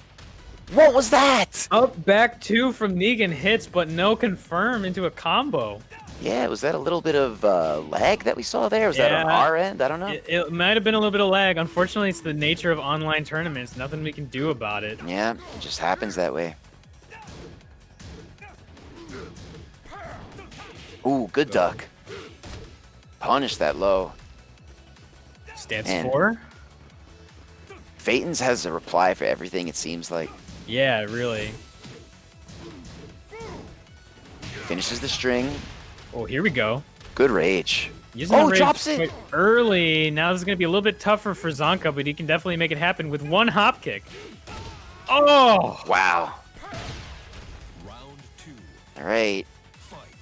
Big advantage for Phaeton's that one round. I mean, like we were saying, mental pressure. It builds up. Exactly. Zonka. The Checking summer the Claudio. ankles. Yeah, I like the shirt. Oh, blocked the hop kick, but no punish. And that is the best hop kick in the game. Very good. With the range, with the evasiveness, the crushing. Oh, big launch. It's not going to kill, but one more hit after this will. To the wall, though. Sidewall. Oh, no way. Chance here. Nice. What a comeback. I Wisely mean, went for the mid. He had to bet it all on something, and he went for the mid tracking move. Really good. yeah. He made the right choice. Sometimes it is a guessing game, but other times, if you have a slight read on the opponent, that makes all the difference. Oh, there's the grab. You can't get out of that. Unblockable. Reactable, but it's still scary. Yeah, Phaeton's is one round away Oh my from god. securing his place in top 16. Payne's using quarter circle forward 1 in neutral. I don't see that much. Yeah, that's pretty bold. But Zonka is doing some good sidestepping to the right. Yeah, nicely done there from Zonka. He's trying to change up his game a little bit, Lights out. but it's looking scary for Zonka. Yeah, look at the help. Oh. And that seals the deal. Phaeton's takes it, but Zonka was looking good. He had a nice run today, but Phaeton's with the Negan, that was, I mean, he's intimidating. Yeah, I mean, you know how you can tell that Zonka really was scared there is that Negan twice he went for the while running shoulder, which it's not plus. It's actually quite minus, I'm pretty sure.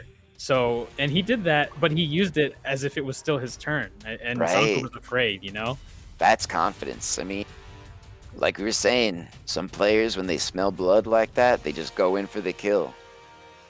They don't take chances. They'll just... that was cool.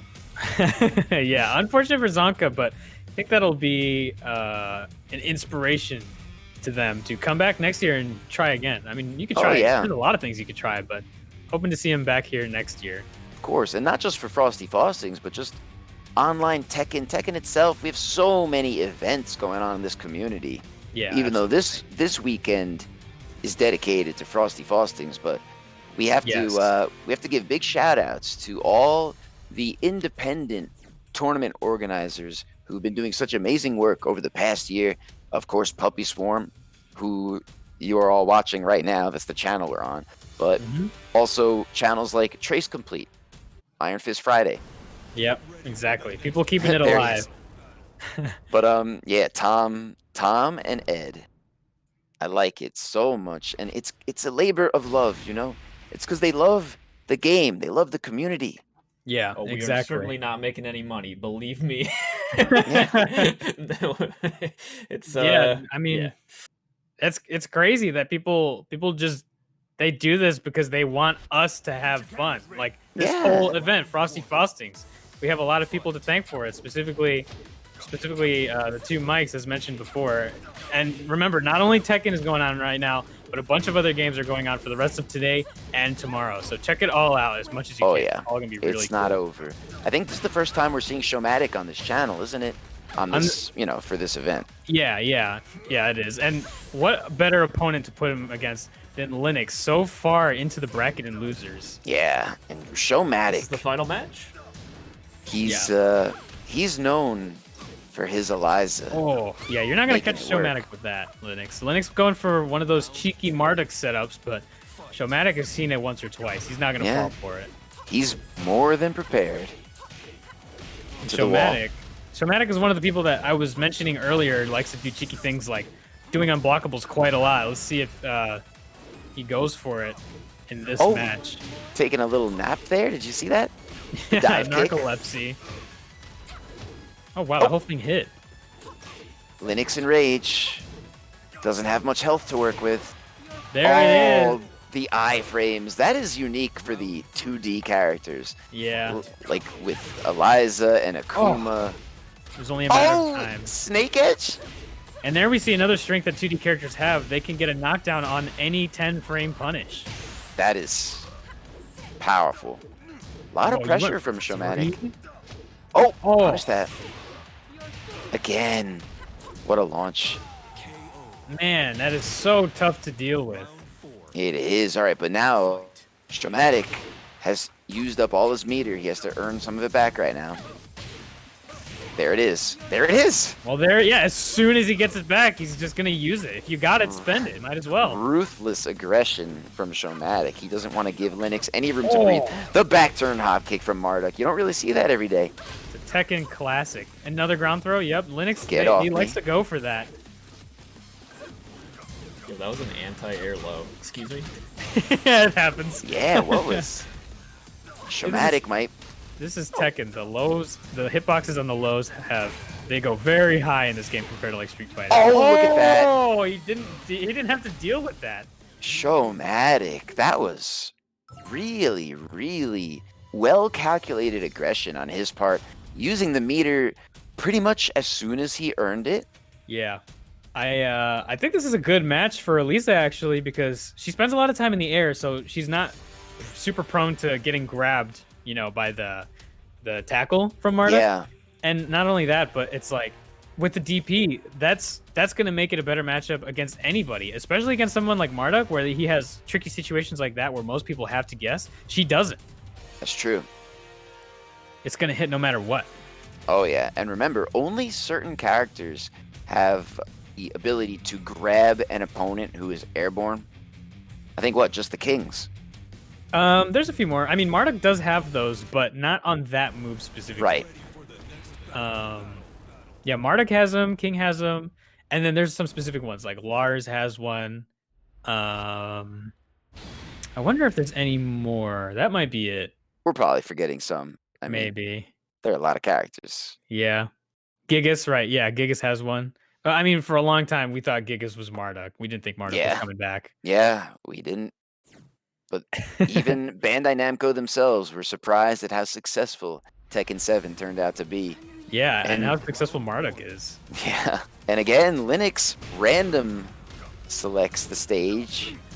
He likes all the stages. He's a true fan of the game. Okay, big launch from Showmatic to the wall, perhaps. There it is. Oh, it messed up the dive.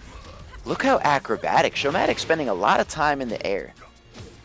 Yeah, it's one of the reasons why I say that I think that's a good matchup against Marduk, but he doesn't have tools to deal with that. He likes to use up forward 3 a lot, and that can be trouble for Elisa when she's in the air. Whiffs the dive kick. There's one. Nice follow-up. Showmatic is 2 rounds away from securing his place in top 16. And another snake edge. Almost every round, Showmatic has started with the 10-frame jab into a DP. Punish that. Yeah, I mean, he's using not a massive variety of moves and setups, but everything he's using seems to be working. Oh wow! Did you see that? I saw everything. Thought that was a DP.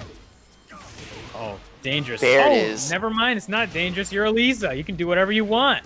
The iframes, invincibility goes so far in Tekken because it's so unconventional. These 2D characters, we haven't seen this before. Nice in punish Tekken. there from Linux, punishing the fireball.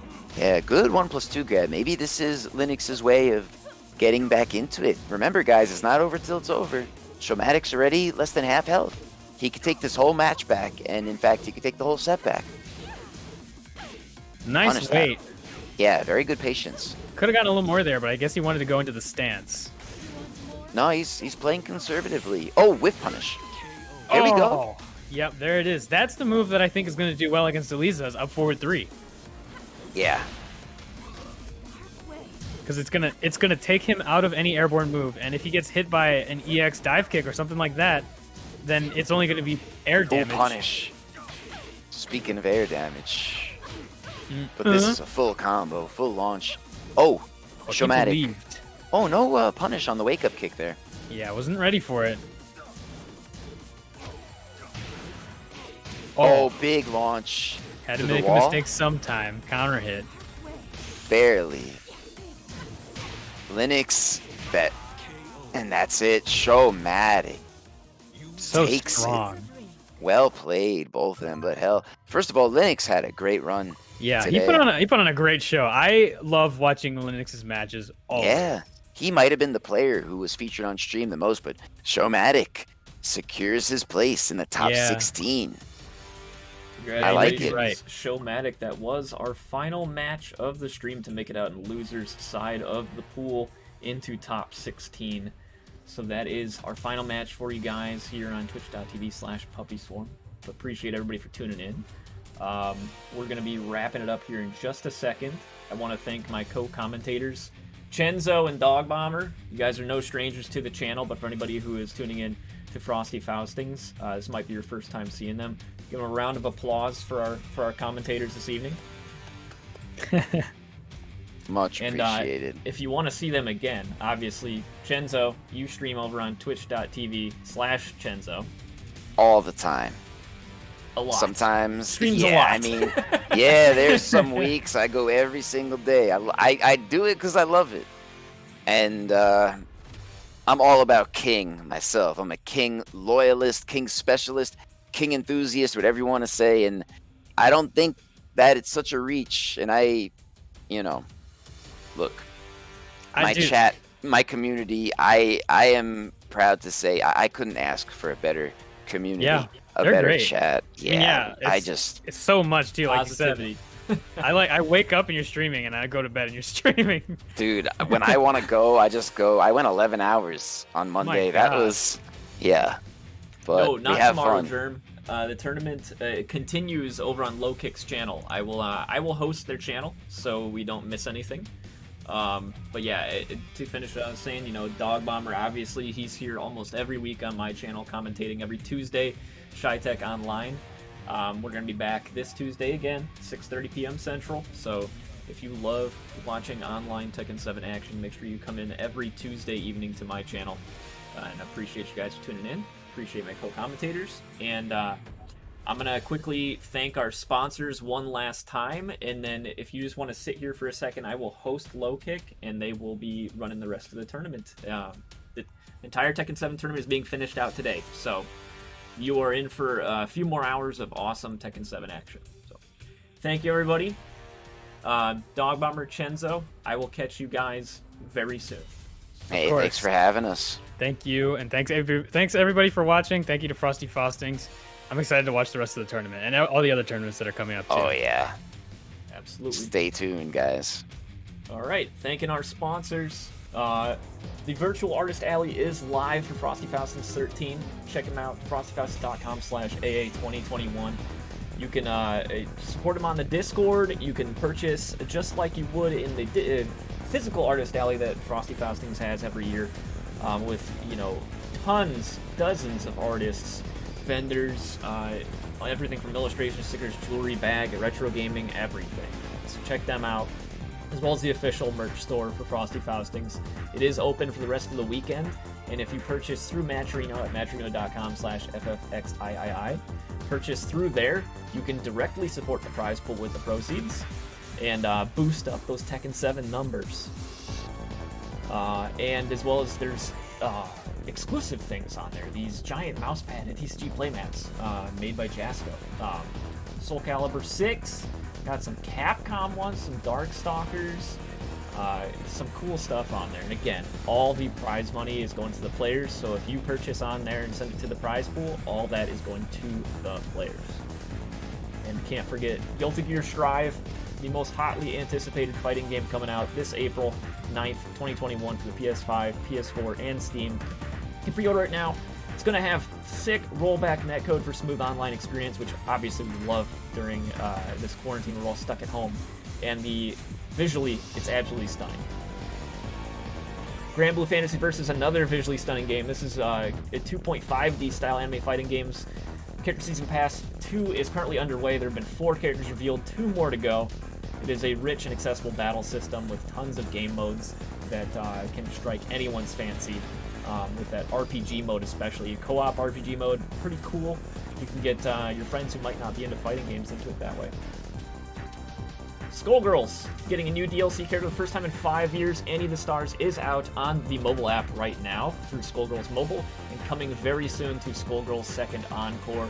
This game, you can get it for like a couple dollars most of the time. It goes on sale all the time, but it is a legit, extremely good anime tag fighting game. Check it out if you've never played Skullgirls before. And Them's Fightin' Herds, also a fantastic game. They have been sponsoring Frosty Faustings for 2 years in a row. Don't be fooled by this cute art style. It is a fantastic fighting game with some really good mechanics and amazing rollback netcode. The first DLC character, Shanty, is coming soon, and it's currently 40% off through the Humble Bundle. And Uniclear, speaking of games that have gotten updates, you can get physical copies of Uniclear on PS4 or Switch, and you can get digital on Steam. Another fantastic anime fighting game, a little bit different from the other ones. There's that 4-pull shift mechanic, which is really cool. I love this game personally. I haven't put enough time into it, but I would strongly recommend checking out Uniclear as a Tekken player.